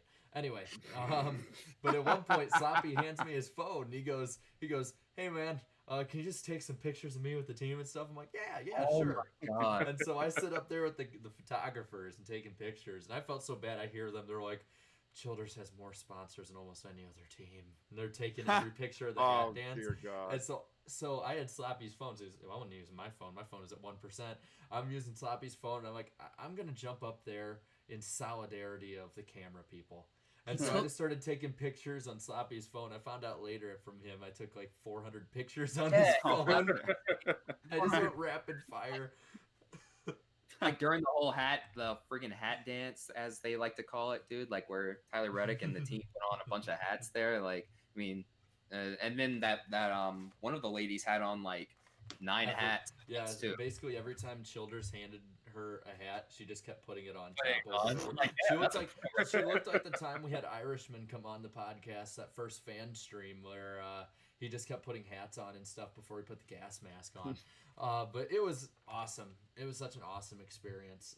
How overall. long does that take with the hats? It For- takes a while. for- It takes a for- long time. I mean, a long time. Yep, it took. What time, Darien, did we leave? Like 1 o'clock, Oh, 12:30. God. 1 o'clock? We left at like 12:30, I think. Yeah, and And- and the race ended like I think at 10:30. It Yeah, took and remember- forever. We walked home, and I did the little stream on my channel, and people thought we were like drunk or something. And I'm They like, thought we're not. We were drunk. No, we were Like, excited. We were so hyped. Like, dude, we is were that how so hyped. depressing we are? That every time we're excited, people think we're drunk. Yeah, I guess so. Yeah, I guess so, man. But yeah, we were just so hyped about it. But and then I guess we can pass. Let's just keep going on to the funniest, the best, the most amazing race of the weekend, the truck race, guys. Just you three go first. I want to hear y'all's take. I've on it. been looking forward to hearing Darian's perspective all weekend. Oh, Natalie Decker, man. He's so hilarious. Okay, so all right. So first off, she got the probably the second biggest fan reception behind Ross Chastain during driver intros, and I'm like looking around like, what the hell are you guys on? Like, why? Number one. Then number two, she starts the race. Like, okay, she's like running behind Jordan Anderson and Jennifer Jo Cobb. Like, okay, she's holding her own. She's Hi, not Eric. wrecking. What? Eric's in the chat. Just hi, Eric. Oh, hi, Eric. Hey, Eric. Hello, Eric. We're on an How's it- 11-second delay, so you won't see this in 11 until Yeah. then. But hi. Anyway, Yeah. go on. But no, like, and then all of a sudden, like, she's all over the place, and I was going back and forth. I was listening to her scanner, and her spotter was literally inside, That was so funny. inside. We're wrecked. And then That he's was like, so funny. and he's like, bring it to pit road. I don't know why the F I called it, like, and you don't listen. And then the crew chief was like, you gotta start listening to your spotter. This is ridiculous. And then she goes on the radio saying, it's a little tighter now. I think we're getting it close now. And then her freaking crew chief is like, yeah, I'm sure it's tighter now since you knocked the freaking tail off. You gotta start listening to your spotter. And then she wrecked again right in front of me. And let me pull up the tweet too, because I had just lost it. I had lost So it at this funny. point. It's Well, so and- bad, but Well, and Yeah. Darien lost his voice, so it sounds like IDK player yelling. In Yeah, I was fed up at this point. Here it is. Oh my God! Get off the track! Get off the track! oh And my then- god. And all of a sudden, the safety truck hits her. And Diet. The truck just wrecked her! What the hell is happening? Get off the track! I have never in my life ever. I'm 24, and in my life I've never seen the tow truck wreck a car. But the thing is, I feel so bad for her. I do. I feel like I genuinely do feel bad for her. I feel like, again, moving up the ladder, I think she just got bumped up so quick, and everything is just rapid fire, and it just didn't work out. So far, it hasn't worked out. it didn't work out. That's a right way of putting it. That's funny. That is being very generous. Very generous. It I hasn't just worked out. I just think it hasn't worked out, right? I give her the benefit of the doubt. I don't think she is as bad as what we're seeing this season so far. I think she's good, but I think she just got jumped up so quick, Well, and that was it. You know what I mean? Like I said before, she opted to go for a quick payday rather than going up the ranks the right way, like Haley Deegan's currently doing. Right. And it's become a circus at this point now. And I think the team is getting sick of her shit. oh no, and also a rumor just came out today that Kevin Hamlin left her as her spotter. Like, Oh, wow. he was just done apparently at this point. And the thing is, me and Jarrett noticed everyone was giving her crap on social media. Literally Everybody. Like I saw Elijah said something. Chase Briscoe even put on Reddit that the communication between the spotter and her and the crew chief was like Hannah the funniest Newhouse, thing I'd ever heard. even know, Hannah yeah, even Newhouse Hannah, talking it's about it. like, Like, it's and Well, crazy. and everybody said we had something, and I'm just like, we were talking before the race, and we're like, I do feel bad. I do. And then during the race, it's like, okay, this is too damn funny not to laugh at. And I do still feel bad, but it's like, it's turned into like urinating tree. If he were watching NASCAR more, would make a lolcow video out of that race. Like someone put in there lolcow the week. Also in the chat, Eric said, "Tell Kenny thanks for giving me a tour around MRN. Really awesome." So. Yeah, appreciate you, man. Glad he could come out. We produced that show Sunday Money with him. Had that episode with him, so that was pretty cool. Glad you enjoyed the tour, Eric. I know y'all said this is like an 11-second delay, so in 11 seconds, thank you. Isn't he a freaking tree, man? Yo, listen. Okay, I had never seen him outside of him sitting down in a chair. So someone walks up in the door, and one of my coworkers is like, "This tall guy's here." I'm like, and I walk to the studio, and I look up. I'm like, damn. Oh, this kid is really tall. What is he, like 6'5"? Like, man. 6'7". 6'7"? Oh my God, really? Yeah. God. Yeah.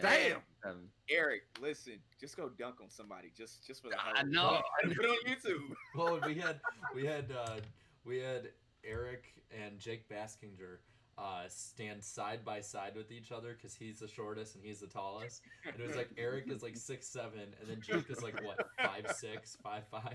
Yeah. I didn't expect him to be that tall. Like, I had no clue. Well, at one point, because every fan that came up, every YouTuber, everyone had just always been commenting about how tall he was. And at one point, I just looked over and I'm like, "Hey, Eric, do you know you're tall?" Yeah. You know you're tall, Eric. Apparently you are. Oh man, tall kid, great guy. I appreciate you coming out, man. Appreciate you. 11 seconds later. and Danny B is in the chat too, saying, "Big tall guy, aka Eric." Someone said Jake's 5'4". Yeah, Jake's 5'4". So 5'4" with 6'7". 5'4". Wow, that's crazy. Really quick, I guess we can go. Since we pretty much covered everything that we wanted to talk about the truck race, I'm sure. Unless Michael, do you have any more? No, not really. We talked about the highlight of that truck race. That was the best damn thing I've ever seen in the truck series. Brett Moffitt won. Yeah, that guy won. But no, let's that truck wrecking her. And also, you feel bad, but it's like, when is this dumpster fire gonna go out? Like, it has been just terrible all year. When is enough? Probably the end of the season is my guess. I'm surprised it lasted this long. Listen, a lot of people have. A lot of people said the same thing. Like, how is this lasted? How is enough enough? Money. I mean, okay, so you might be bringing that money in, but how much return are you getting if you're wrecking money? Nothing. You know what I mean? As long as you pay, you get to play in NASCAR. John West Townley that he wrecked for what, Just 7 ask years. Paul Menard that. Well, Paul Menard, hey, don't compare. Do not compare Menard to Decker. Hey, what has he ever done? But He's won a race. He's won a few races. oh, we won a few mileage race. Big deal. He's won 3. I don't care. Don't disrespect His him dad selling a whole bunch of rakes for Stop his whole life has disrespecting bought Menard. him a NASCAR career. That's Not ridiculous. disrespect Menard like that. Hashtag get hard for Menard. But anyways, back to the, I ain't getting hard for shit. back to the playoffs. So right now, Austin Hill and Tyler Ankrum are on the outside looking in. So they have Canadian Tire, and then Las Vegas will be the cutoff race for the first round. So I'll get to see that in person. So that should be very I don't know. entertaining. Eric saying in the chat, he speaks facts. Natalie Decker over Paul Menard, apparently, according to Eric. He's trolling. He's learned from me. He's trolling. He's learned from me, guys. He knows the deal. He knows the deal. He's trolling. Everyone knows it. Go on. I want to pick either one of them. But I saw some people making comparisons. They were comparing Decker to other female drivers. Like, they were saying how she's perhaps the worst ever. And when you really think about it, right now, yes. Because, I mean, even when Danica Mania happened, or as Mrucz likes to put it, the Danica happened. The Danica. Danica happened. She at least won a pole. She was at least consistent somewhat. Oh yeah, she's better than this. Yeah, I mean, like she ended her career with like what 7 top 10s, I think at least. So at least there's some respectable results there. And then with Aaron Crocker, yeah, there was some scandal, there was some shady stuff going on behind the scenes. But before that, she showed potential in ARCA. She was the first woman. She was the first woman to win a race in the World of Outlaws. There was a ton of potential there. And Decker, what has she done? Like, she really didn't do anything to deserve this ride other than just bringing that N29 Capital Partners money. And it's a shame, too, because I didn't think she was going to be great. I thought she would be somewhat serviceable. Like, oh, okay, so a serviceable female driver in the sport. Okay, that's good. She's not going to win a championship ever. Top 15 at least. Yeah, or like top 15. Like, yeah, I mean, you expect her to run up there, but nope, just wreck every single week. And that bus video is starting to look really, really good. Really quick, 2 things. One, hey, what's up? What if? I guess the esports broadcast is done. And 2, got 169 watching. Nice. Nice. I like that. Lick that like button. Oh yeah, we were talking about rubbers before. Yeah. I love this show. Anyway, I guess let's see. We have 1, 2, 3, 4, 5, 6 topics left, and we don't have picks this week. Womp womp. Or we can do it in trucks if you want, but I don't know enough people. We can in pick this our to- championship favorites. Here, I'll make a pick right now. Who misses the playoffs? Somebody misses the playoffs. Here we go again. What did I do to deserve this in my life? You agreed to come on the show. You chose to come on the show. You knew this would happen. You knew I was gonna. I was trying to be helpful. I was trying to be a good friend to you, man. And you freaking stabbed me in the back. You knew I was gonna troll you, dude. Okay, Jimmy fans, get used to this. This is the end for you guys. It's the end. Welcome to reality. Don't listen to him. Yeah, Mrucz. You said my name wrong. I said it wrong again. It's a bad habit. I'm sorry. Okay. Kenneth, let me fill you in. So this Yutz over here, my name is Michael Mrucz. Mroots. That's like how you break it down, pretty much. That's how you say. That's like the dictionary way of writing it. Mrucz. This dumb bunny over here puts an A in between the M and the R every time he says my name, and he has the nerve to talk shit about Jemai to me. I don't think so. Say my name right, bitch, and then you can talk. You watch Michael Mrucz's Roots! channel. I'm not a tree! Right, I can't. You're just so hilarious. I can't stop laughing. This is I'm what not you a jumped into, goddamn man. pine tree, If you bitch! watch his channel, this is his typical. This is what he does. So this is not out of the ordinary for him. Go subscribe to his channel, y'all. But yeah, this again. is what you've jumped Thank into you for tonight. that! Oh man! Oh, All right. the energy is high. Yeah, very high today. That was the laugh I didn't think I was gonna get today, but I got it. No, you got it. Man. You're on the NASCAR Weekly podcast, man. I get it. see. Yeah, we have really no filters anymore, except for me, because I've basically, because of the other 3 hosts, been put on a cussing abstinence. You have to be PC. Yes, I have. Yes. But anyway. I am like Cinemax at midnight. Cinemax admit. Oh my god. That itself is one hell of a description. that is funny. I know. I'm like PG-13, I guess you could say. On this I would say I'm probably like on the fritz of like PG-13 for obvious reasons. If I didn't have a professional career, it would probably be a little different. Yeah. I was rated R, and then the other host basically had me neutered. So Yeah. They cut your balls off? I can't cuss anymore on here. I haven't cussed since the start of the year. Let's just move on from this. I'm PG now. I'm PG with those little subtext. Well, just with a little twist. Just a little twist. Yeah. That's it. I'm like one of those kids movies you watch where they have the adult jokes and someone goes, wait, did he say that? It's Yeah. like it's like that kids movie. The one thing they say in the movie is "What the hell," and that's it. Yeah. Yeah. Yeah. Like, what the hell, Yeah. man? Like, oh, and then like, oh, that's so bad. I But yeah, all right. basically taught the chat because I think that ass or damn is cussing. I'm like, no, that's mild language. I can That's say just that. mild language. Hey, that's All right. rated. That's rated T for teen. Yeah, yeah. That- you can hear it all pretty much on TV nowadays. So I think you could get rid of. You can, you're good with everything. That's fair. All right, God help Jared. if you Go show- ahead, Jared. yeah. What are we talking about? God help you show a boob on TV. Anyway, the Xfinity Series field is being cut down in 2020 from 38 to 36. 31 will make it on time, 5 provisionals, and 1 past champion provisional. So Is this the truck series? I will pass to you guys. What do you think about that? I'm sure we all have a lot of opinions. I don't know. I mean, I don't like why.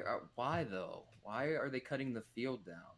Like it's already short enough as is, and then sometimes we can't even fill out a very short field. So why make it even lower? Like, what is this to get rid of some start and park teams? Or There aren't even that many anymore. I know It's that's only a few. yeah, that's what I'm saying. Like, I mean, you can lower the card count as much as you want, but I don't think you'll ever be able to get rid of start and park teams. No, I 'cause mean- you're always gonna have teams that want to get into it, and the only way to really even start yielding a profit of somewhat, is to do it that way. So Yeah, and I guess it goes back to the whole charter system. Well, the charter system counts for they have it in Xfinity and trucks, correct? I don't think so. I don't I No. actually don't think so. I think that's only Cup. Oh, it's just Yeah. only cup. Okay. think Well, so. yeah. Then, well, then I don't know why they would want to do this. Then I don't know. I saw the tweet today, and I was reading through it, and I'm just like, huh, well, that's weird. And then the funniest part was they uploaded a video explaining this change on their YouTube channel, and the ratio was funny. Let me see if I can go find it. Last time I checked, They 25 better likes and 47 dislikes. Last time I checked. By the way, thank you, Jason Strait, for that amazing meme on Twitter. I'm going to save that to my phone as soon as this gets done. Personally, I don't think this is really going to help when it talks about super chat. Or not super chat, Jesus. Start and parks. It starts with an S. I 46 likes and 70 dislikes on the video, so fans aren't really happy about this.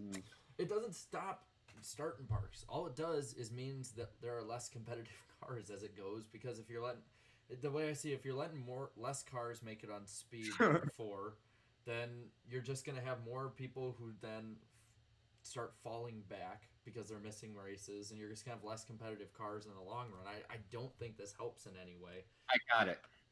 I think that if you made it, if you left it at 40 and just, left it there, that way there's room to grow the field as the sport starts to expand again. I think that would be a better long-term solution than just to start cutting the field down. I don't know if it's to save costs for NASCAR or the tracks. I don't know why, but I don't think that this is a positive change, in my opinion. I got it. I know why NASCAR's doing this. They want to get rid of Mike Harmon and Morgan Shepherd. That's why. Finally retire, you old bastards. I know they're trying to get That's him to not how I feel. I'm just saying. get rid of Mike Harmon. You can never get rid of Morgan Shepherd, even if you tried. NASCAR, nice try there. We know the game. We know what you're trying to do. It's like they're so embarrassed by not full fields that they're doing whatever they have to, so you have a full field. But it's stupid. You would want a bigger field, get as many people interested as possible in like starting a team up. And Xfinity, you can still start a race team, a small team, and make the race. Yeah. So that's just making it that much harder for people. I miss the days where there would be like 60 to 55 cars qualifying. Those were the days. That Oh, was a time, but I don't know if we'll ever see that again because it's so damn expensive. You know what I mean? I think that was the reason why anybody could do it. If all four of us, if it was like 2005, we could all scrummage up enough money, It was get big. a car, build a car, get out there, qualify it. Let's go to Bristol. Let's go make the race and make some money and do whatever. We could, Yeah. but now you really kind of can't. Yeah. Well, I don't know. Hopefully we get back to that point, but it'll be a very long time before that ever happens. I mean, the reason we had such big car counts back in those days was, the sport was on fire. There was money going around left and right, and today the costs are still there, but there's not enough money being thrown around because I guess companies and fans just aren't as interested anymore. So I don't know. Hopefully we see it again, but yeah, Bring the cost of making cars down, and I think you'll see a hell of a difference. Yeah. No, the question remains though, how can we do that? And I think we'll be talking about that later on, right there. Yeah, we got a little bit to talk about with that in the Gen 7 news, but really quick, just piggybacking off of this news, they also announced that Cup guys in the Xfinity with more than 3 years of experience, they can only do 5 races. It was 5 years of experience, only did 7. So at least Kamikaze's dream of getting rid of leeches is slowly but surely happening. Finally, the Xfinity series will have its own brand again, its own identity again. Sorry, I couldn't talk there. But like it'll have its own thing again. Like I mean, when it first started out, Cup guys rarely raced in then it was called the then Busch series. You had names like Sam Ard and Jack Ingram, who raced exclusively in the NASCAR Busch series. But then all of a sudden, it was really that way for a very long time, where Cup guys wouldn't go for the championship until Kevin Harvick in 2001 had no choice. He had to replace Dale Earnhardt, who had passed away in the Cup series while still running in the NASCAR Busch series. And I guess some teams figured this out, like, hey, we can get a Cup guy in here and he can just win all the races here. And that's why we had the leeching happen in the early 2000s, and the NASCAR picked that up. And then they changed the points in 2011, where Cup guys can't run. They can't run for the championship anymore, but they can still run how many ever races they want to. And then in recent years, we've started to see them scale back on 7 races, 5 races now. And now the rule, if you have a certain amount of Cup experience, you can only do so many races. And I like that. I like that, but as far as competition wise goes and name recognition, it is going to hurt it in the short term, just because these young drivers, sure, they'll win races, but they're not beating guys like Kyle Busch or Denny Hamlin as often, and then they're going to have to face those guys when they move up there. So it's going to be a wake-up call for some of those guys moving up. And I mean, we've had drivers on the podcast say, hey, I love racing the Cup guys, even though I lose to them. I mean, it basically shows where you're at as a driver compared to quote unquote the best in the world, in stock car racing whenever the Cup guys decide to move down. So yeah, I don't know. I think long term it'll be good for the brand. So we'll see what happens.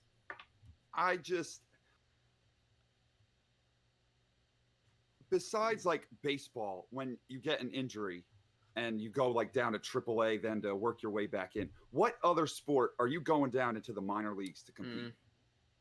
There's why it doesn't make any sense. And like this season, the Xfinity drivers have been holding that series, up. Right. They've been putting on good shows. Good. And I don't think the Xfinity series needs Cup drivers to bring in viewers. They've been putting on good races. Yeah, I agree. I guess always what it has been for them with the draw is, okay, I can get a ticket. I can get an Xfinity ticket. I can go see Kyle Busch on Saturday. I can go see him on Sunday, or sometimes I can see him Friday, Saturday, Sunday. In that case, I guess that's where they come in. It's just like people look at it like that. It's good value for your ticket. Now, does it necessarily hurt the series per se? Kind of in its own way. But like you said, with the limitation, I think it is given that same identity that during the early 2000s is what the Busch series had. You had guys coming out the woodworks just to race in that series. I mean, local short track drivers would come out just to race in it. And those guys would be just as good as anybody that would enter the field. Like in 2000, for example, like Jeff Green was the man in the Busch series. You know what I mean? Like he was great. But there were other great drivers all in between that made that series what it was. And I think if you look at Bristol, the Xfinity race, and you go look at that top 10, that's what we would normally get. You would have those random guys that you didn't know about make the show. Yeah, like, shout out to Timmy Hill. He's from Maryland, too, so shout out to him. So, like, you have it. Tobacco, Maryland? Isn't that what it is? Tobacco, Maryland? Man, I don't even know where that's at. I've lived in Maryland for 21 years before I moved to Charlotte, and I had never heard of Port Tobacco until Timmy Hill came in the series. But again, having guys like that do well is what was the bloodline of the Busch Series / Xfinity / Nationwide / whatever else has been, that was the bloodline, and that's what made it so good. And I think now, with the further limiting that, I think makes it better. I think it's all going to keep making it better, and I love that series. Always have, always great. And also, I think it'll stop with the false advertising. I mean, they for a while now they've branded the series as names are made here, and for a long time up until this year that wasn't the case. No, Right. Scott Busch kept winning races. I mean, Denny kept winning. I mean, so many, and Kevin Harvick. I'm like, so what names, man? Because Bubba wasn't winning at the time. Austin Dillon wasn't winning, even though he won a championship. He wasn't winning. He wasn't beating these guys. And then guys all of a sudden like Christopher Bell, Tyler Reddick, Cole Custer, Chase Briscoe, and to some extent, I guess Noah Gragson. He's starting to run well, and Justin Haley. I mean, they're starting to make the series its own brand, its own identity and stuff in some ways. So, yeah, I mean. Man, I like these rules, the rule changes, man. I can't wait to see them for 2020. I think there's one more thing, though. There's one more thing to the Busch Series stuff. I think with having just these drivers be the bloodline, right, is a great thing. But we also have to remember how quickly everybody moves up. You used to stay in the Busch Series until you were almost in your 30s. Yeah, you used to stay almost until, like Jeff Burton came up when he was 29, 30 years old to the Cup Series. That was a young gun, I guess. Back right. But now, if I'm 21, or I'm not sure how old every single one of y'all are, but 22. Boom. 24. See, I'm 24 too. Boom. 21. Yeah. So yeah, we'll have those guys in that series for maybe another year or however long, right? But then they just run out, and then you have to resupply that talent again. Do you have another 8 drivers that can come up and replace all of that talent? I think that's the difference between Busch Series then and today, because everyone's moving so quick. I know you Toyota, got the money, you got to move. Toyota has a billion drivers, it seems like, in their pipeline. So many Toyota drivers. This is ridiculous. I mean, it's great for them in their own way, but it's just like, where do we put you? Where do we put you? Kind of look at them like, hey, if it doesn't work out, I mean, you can come over here. We're trying to build up our program. So in envy basically right now. So yeah. No, I'm just thinking with the race coming up this weekend. What was it? 2 years ago, Road America, Jeremy Clements. He symbolizes what that series should be. That race that day was perfect. That's what I wish Xfinity was all the time, where you could just have this a family-owned team, doesn't have a lot, and they could go out there and win. That's what Xfinity is meant to be. They had one car, and that car was old. It wasn't even new. Yeah. It was an old Camaro. They had that chassis for like 10 years, I remember. Yeah.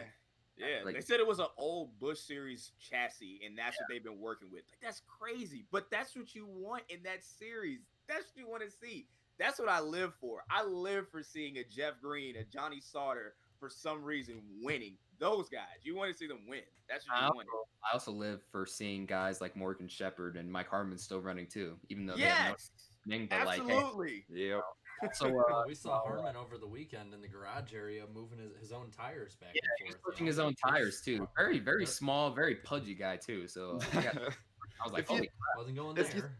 But okay. think about it, Xfinity is still where like old NASCAR lives. Like drivers working on their own cars, putting their own cars together, and you can still throw a small team together, and you can still do a little something. And the truck series as well. The truck series too. You see more of it down there, I think, in the truck series than Xfinity. But yeah, I mean, yeah, good point, Mrucz. Mrucz. Oh my God!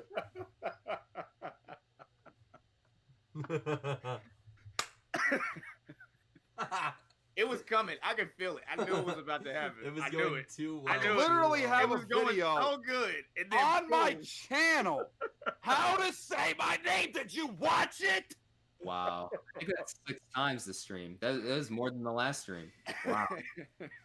I'm sorry, Michael. I'm just going to stop saying your last name. I'm just going to call you Michael now. Yeah, sure you will. I swear to God, guys, I'm not doing this on purpose. I just bad habit. Are you sure? Because I feel like it might be on purpose. He trolled the ever living hell out of me. No, I'm not trolling. I promise you, I'm not trolling. I promise. I'll admit I'm trolling, but oh my God.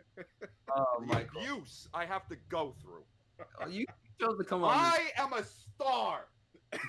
Where is my lemonade? Oh my gosh. Okay. I don't have to put up with this. Go ahead, Jarrett. Move on. Yeah, I'm just looking on here because, well, really quick, we have three more big stories here. So Super chat though. yeah, let me look at it. Let me look at that super chat. Super chat. What? Corvette Racing Fan 48. You are amazing with the 199 super chat. Thank you very much, Michael Marinutes. Marinutes. What? That's what the super chat says. Michael Marinutes. Who's that? Not me. It's Corvette Racing. He said it. Michael Marinutes with the 199 super I'm chat. coming over to your house too and smacking Whoa. you around. Johnson fan though. You don't hate on him. I like you, Corvette, but I gotta teach you a thing or two about respect. So is this gonna be a game whenever Michael is on? We'll just I didn't ask for it. people will just super chat whatever they think is the wrong way Just to gonna say just his gonna name. purposely, this is my life. Yeah, so apparently, yeah, you can just super chat his wrong said name and it'll go. Okay, that's how we're gonna play it then. Great, Anyway, love it, great idea. Also, some breaking news. Unfortunately, Sloppy Joe does not make the playoffs. Damn. That sucks. God Yeah. damn. That sucks. Dude, it's this freaking point system, man. It's like I don't get that. Who get it came up with that? I wish it was individually based, like you have a PS4 side and an Xbox side. That's Like no, combined? you have to depend on your teammate, like basically. What? So like it's combined. Yeah. You didn't know that? Actually, no. I had no clue. I didn't know that points were combined because I It feel is. like console to console would have their own points. Nope. It is Are all we combined. Mm. Yep. Running for constructors championships in Formula One here now? Like, what the hell is this? I guess so. In the esports thing, hopefully they change that up next year because Sloppy, he would definitely make the playoffs on his own. Well, I'm just saying. Sloppy's kicking butt. Yeah, I mean, no disrespect to his teammate, but I mean, Sloppy was he was putting in work there, like the whole Rough. season. Man, that sucks, man. Yeah, that sucks too. Yeah. But we must go from the virtual racing to the on track, or at least what might be on track. This has been going around for a little while now, but NASCAR apparently is thinking about going to a single lug nut wheel. And what do you guys think? Because I'm sure, again, we all have our thoughts and are very opinionated. Go ahead. What the hell is going on here? Now we got one. Are y'all Speaking trying- of Formula One, I know, like, and I saw some arguments on Twitter, like, well, I'm sick of seeing guys lose races and spots because of loose lug nuts. I'm like, that's the it's point. Like, part of it. the sport. It's been part of the sport for 70 plus years, for ages. Yeah, I mean, since the very beginning. Like don't do this. Like, I mean, I understand some changes with the Gen 7, but come on, NASCAR, please don't do this. Like, this rumor sounds so ridiculous. Like, when I first read about it, I was like, oh, okay, people are like, they're just trolling on here. Like, it's NASCAR Twitter, people are just trolling. And then I read more and more stuff, and I'm like, oh, this is actually a serious rumor. Like, it's for real. And I'm like, well, why NASCAR? Please don't do this. This is part of their problem. Their NASCAR is not a trendsetter. They are a trend follower. They got the 3-session qualifying. That, of course, was a bust. They got that from F1. Playoff. Just got that from sports in general. Yeah, playoffs. They just got that from sports in general. This single lug nut thing, that's from IndyCar, F1. IMSA. Yeah. The doubleheader at Pocono, IndyCar. Like, be original and come up with something completely on your own. Don't copy another racing league. I'm not mad about Pocono. The caution clock. I ain't mad. I'm gonna go I am not with mad it at that. but I promise still. you. Nah, I actually like the Pocono one. And But they're Jerry, not. Well, I But mean, you they get did what I'm make up the saying. They're not caution like flag. coming up with anything on their own. That's pretty much the point came I'm up with the making. caution clock on their own. Good point, Jared. They came up with the caution clock on their own. Yeah, good. I remember that. Careful what you wish for. I forgot. I really- forgot all about that. Oh my god. I think we all tried to put it out of our memories. I guarantee you, Brian France came up with that idea right after he ripped a line of Oxy. All right, really quick. I want to thank Ryan R. ASMR for the $5 super chat. You're awesome, man. Thank you so much. He says, y'all rock. Well, thank you. Thanks, man. Thank you. Are any of y'all going to be at the Roval? I'm 99% sure I won't be, but anyone else going to be at the Roval? No, I wish I could go. Yeah, I Man. wish. Man, I'm looking none at of Martinsville. y'all, man. I got school, man. I got bills to pay. I totally understand that. I do. Are any of you going to be at Darlington? I'm going to ask that right now. Jake and Slap Shoes, there are 2 other YouTubers. They'll be there. I will be there. You'll find me in blue. It won't be hard to find me. Yeah. Blue and a headset. It won't be hard to find me. I promise you. I just gotta say really quick, man. Like, you are so lucky to be working there, man. Like, I mean, MRN. That's basically my whole childhood right there. Just on radio, That's pretty cool. Hall, and also in Yeah. NASCAR Thunder too. Just hearing them in the game. Like, I mean, I just gotta ask, what's it like working over there, man? Since you mentioned NASCAR Thunder, I got a fun fact actually. So my current boss now, Tony Rizzuti, who was on Fox for a while. He was on Speed Channel. He's actually the PA guy on the game. And he's No way. And he's also talent when Wait. you go to Bristol, you go to Charlotte. He's one of the guys that's talking. Yeah. Wait, he says the white flag is out. Final. That's it? I kid you not. I asked him to say it Oh one my day. I'm like, god. I walked up to him because I got an old PS2, and I was like, man.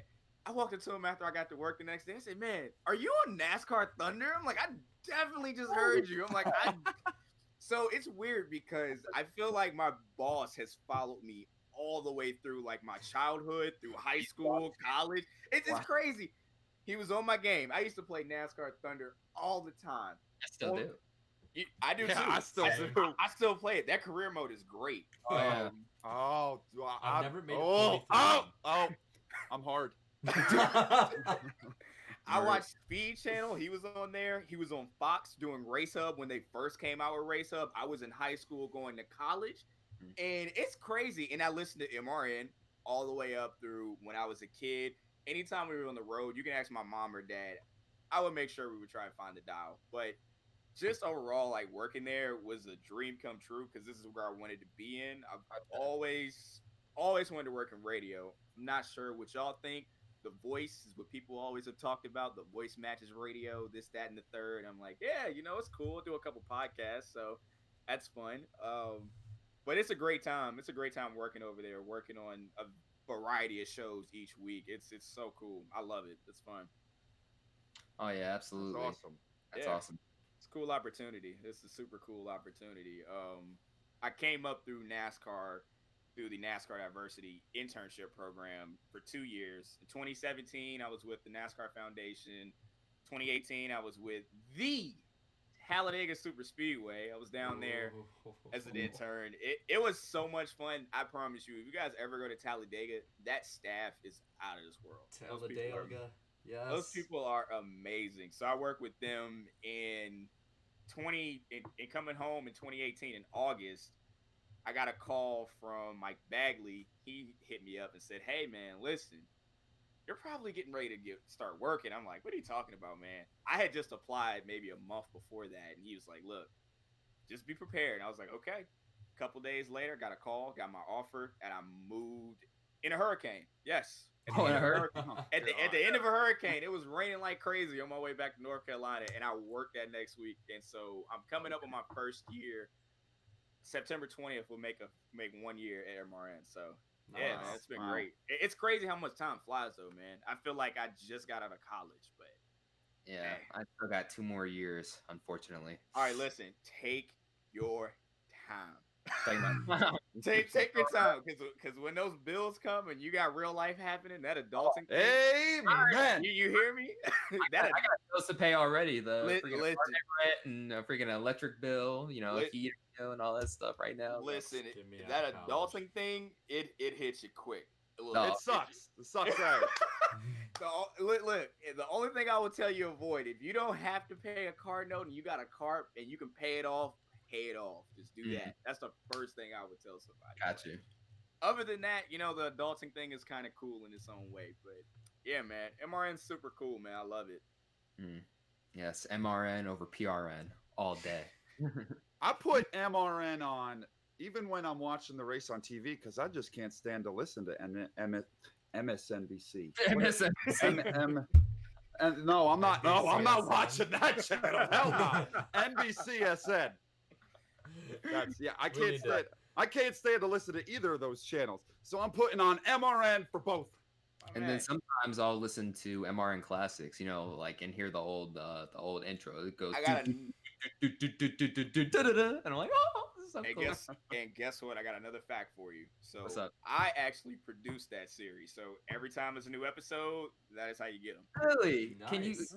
So if you guys have any requests, send requests. Anything that's after 2000, anything that's after 2000, before 2001, we can go through that through our archive. So if you ever have any thoughts, because some weeks I get stumped and I don't know what to pick, and I'll pick something random. I'll go on Racing Reference, and I'll just go random race.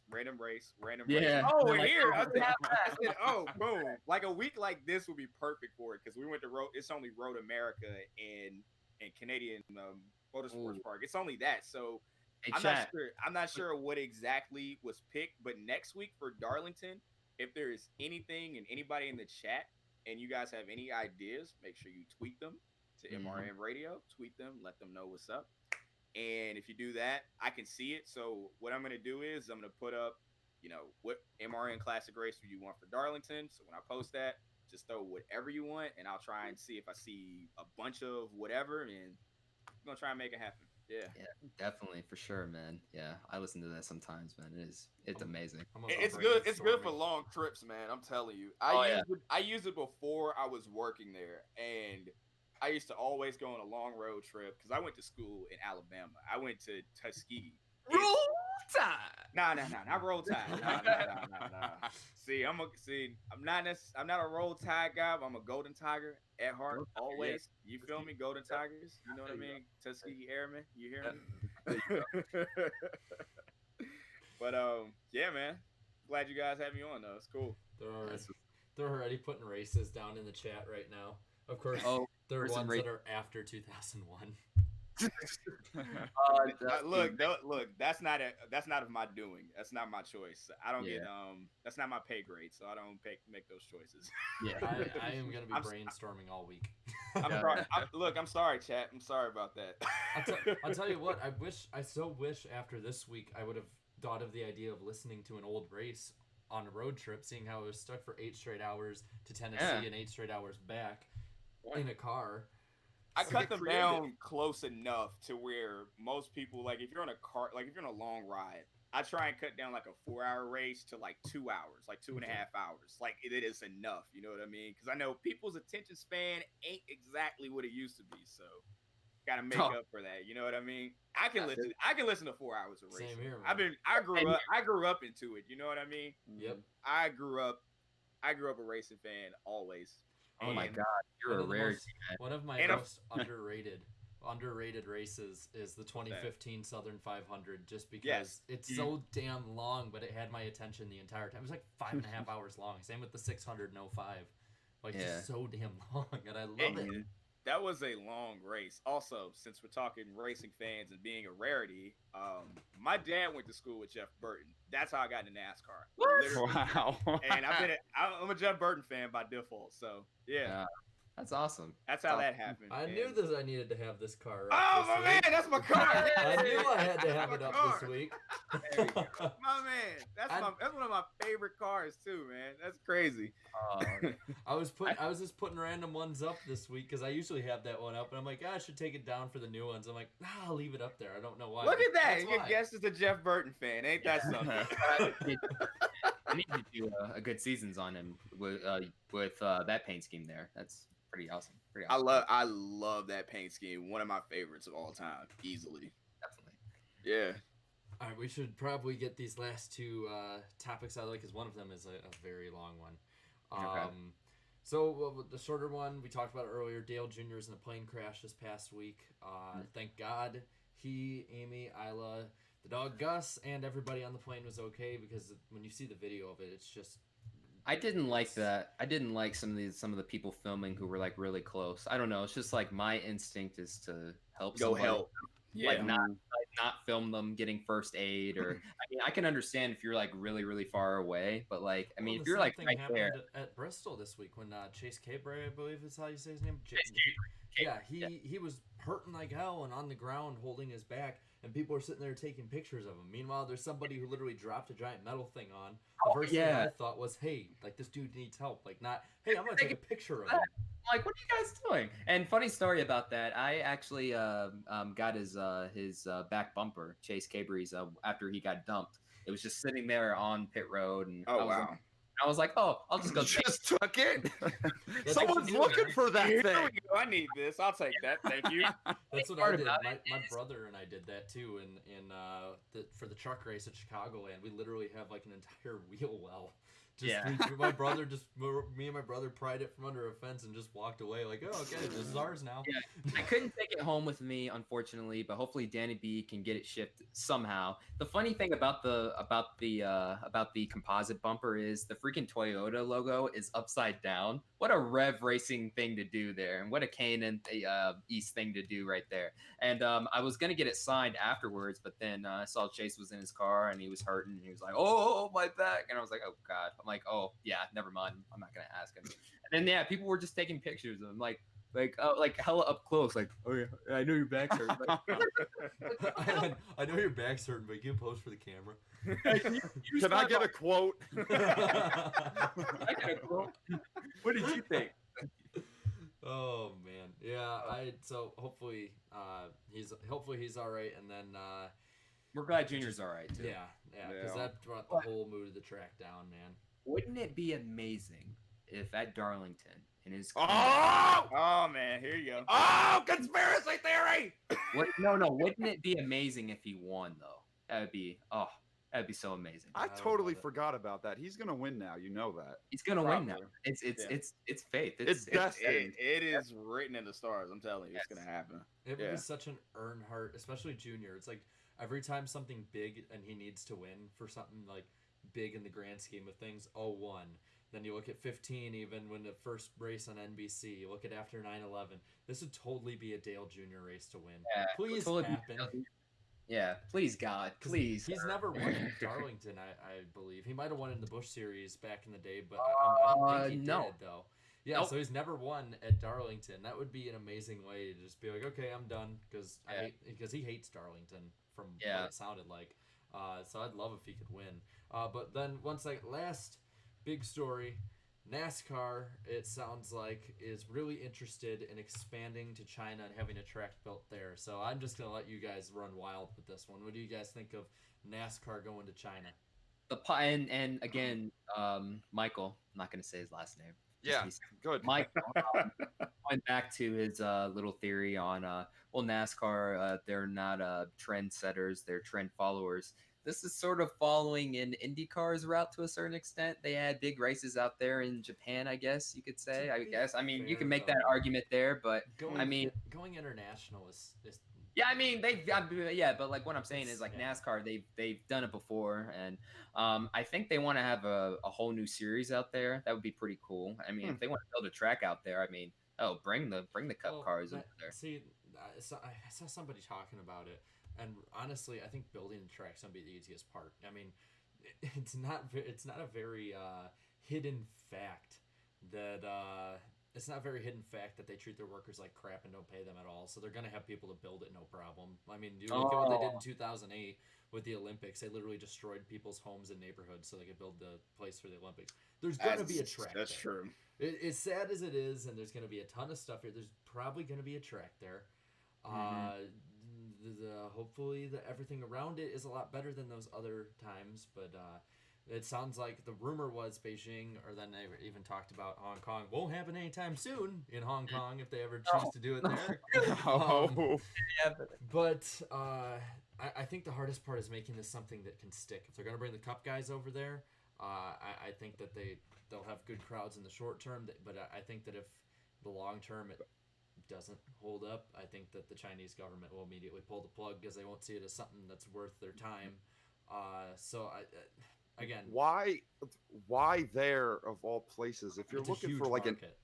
It's a huge market. It's a But, very, like- it is. Yeah. but like their international, what they're going for. They whiffed on Mexico. They had a track there that they were running at in Xfinity, and that just they ended. still have a series now. I heard that's like a lot of logistical stuff. That's the same thing with like Montreal because they didn't want it back. That's what happened with Montreal, for example. Mexico, I know for a fact logistics was kind of hard on a lot of teams. But this is China. I mean, I think that's gonna be hard too. I mean, Like, I think they could start in North America, expand there, like get that under control first, Okay. and then go to China. so we're gonna do more here. So so I'm gonna ask everybody. If we had a choice, where the hell would you build a track at? Like a brand new track. Where would you? What market do you think is untapped that needs to have a track? And another Like country, right. or just I in would- general. I would say any country or even here, because there's a lot of tracks in the southeast, the northeast. You got a few things out west, and you got Texas covered and Florida obviously covered, but that's it. Look at the crowds that Formula One draws. Go to Europe. Does Build it a have track. enough? But does it have enough interest for them to go to Europe? You think? I think if you look at the stands, like I think it was Monza last year that really stuck out to me, just how many people were there, and they were going crazy.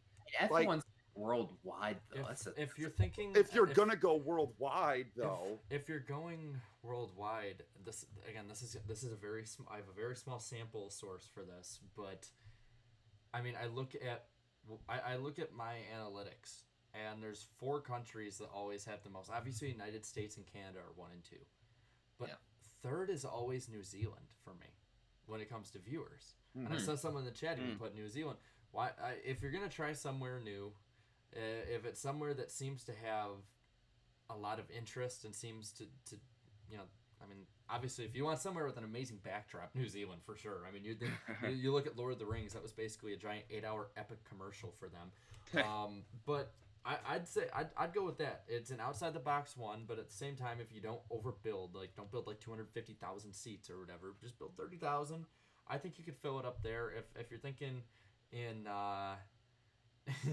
America or in the United States, wouldn't it be amazing if they built a track out there in Colorado and you just see like a bunch of smoke coming out of the stands? It would That look would be crazy. It would look like an old Vikings game, but for like a whole bunch of different reasons. Funny. I mean, like China. Yeah, we have like these problems with China right now. We do. Why are we looking? It's just gonna be. I can see it becoming such a big hassle. And NASCAR is like the most American roll tide high sport there is. Yeah, like what the hell is going to happen when we go over there with these loud ass race cars? Oh, we're about to find out too. That's an entertainment. We're about to find out what's about to happen. They should seriously try rolling starts there. I think they have a fascination though over there for cars as it is. If we talk about like, let's go into like the Super GT series, which if nobody in this damn thing has watched it yet, please go watch it. It is amazing. You want to see a Toyota Prius race? You can see it.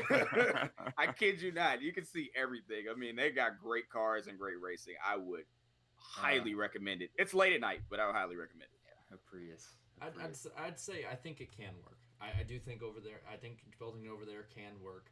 I just think that as long as this is something that has been a long time in the making and there's a ton of planning behind it, if this is just some knee jerk thing, it won't work. I think. But that's as what long as most they of what planned it.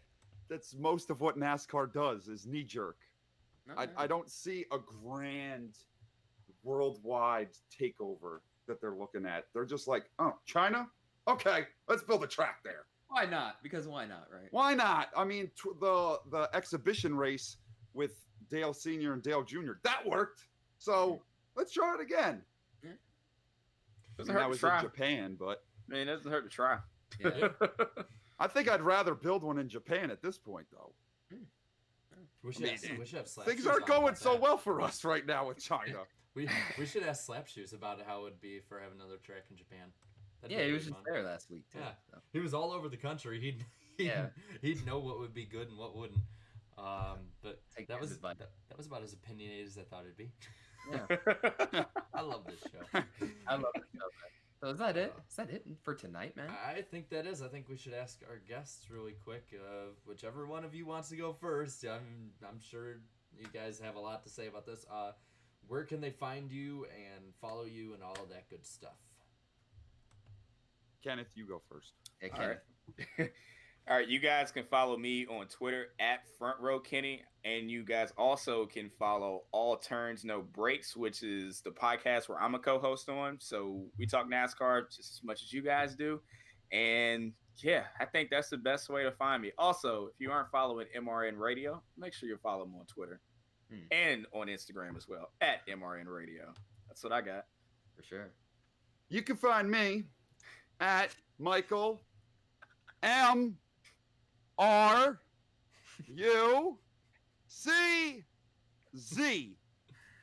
That's it. You just search that on YouTube. You'll find my channel. I'm also on Twitter, Instagram, Mrucz. Facebook, same name.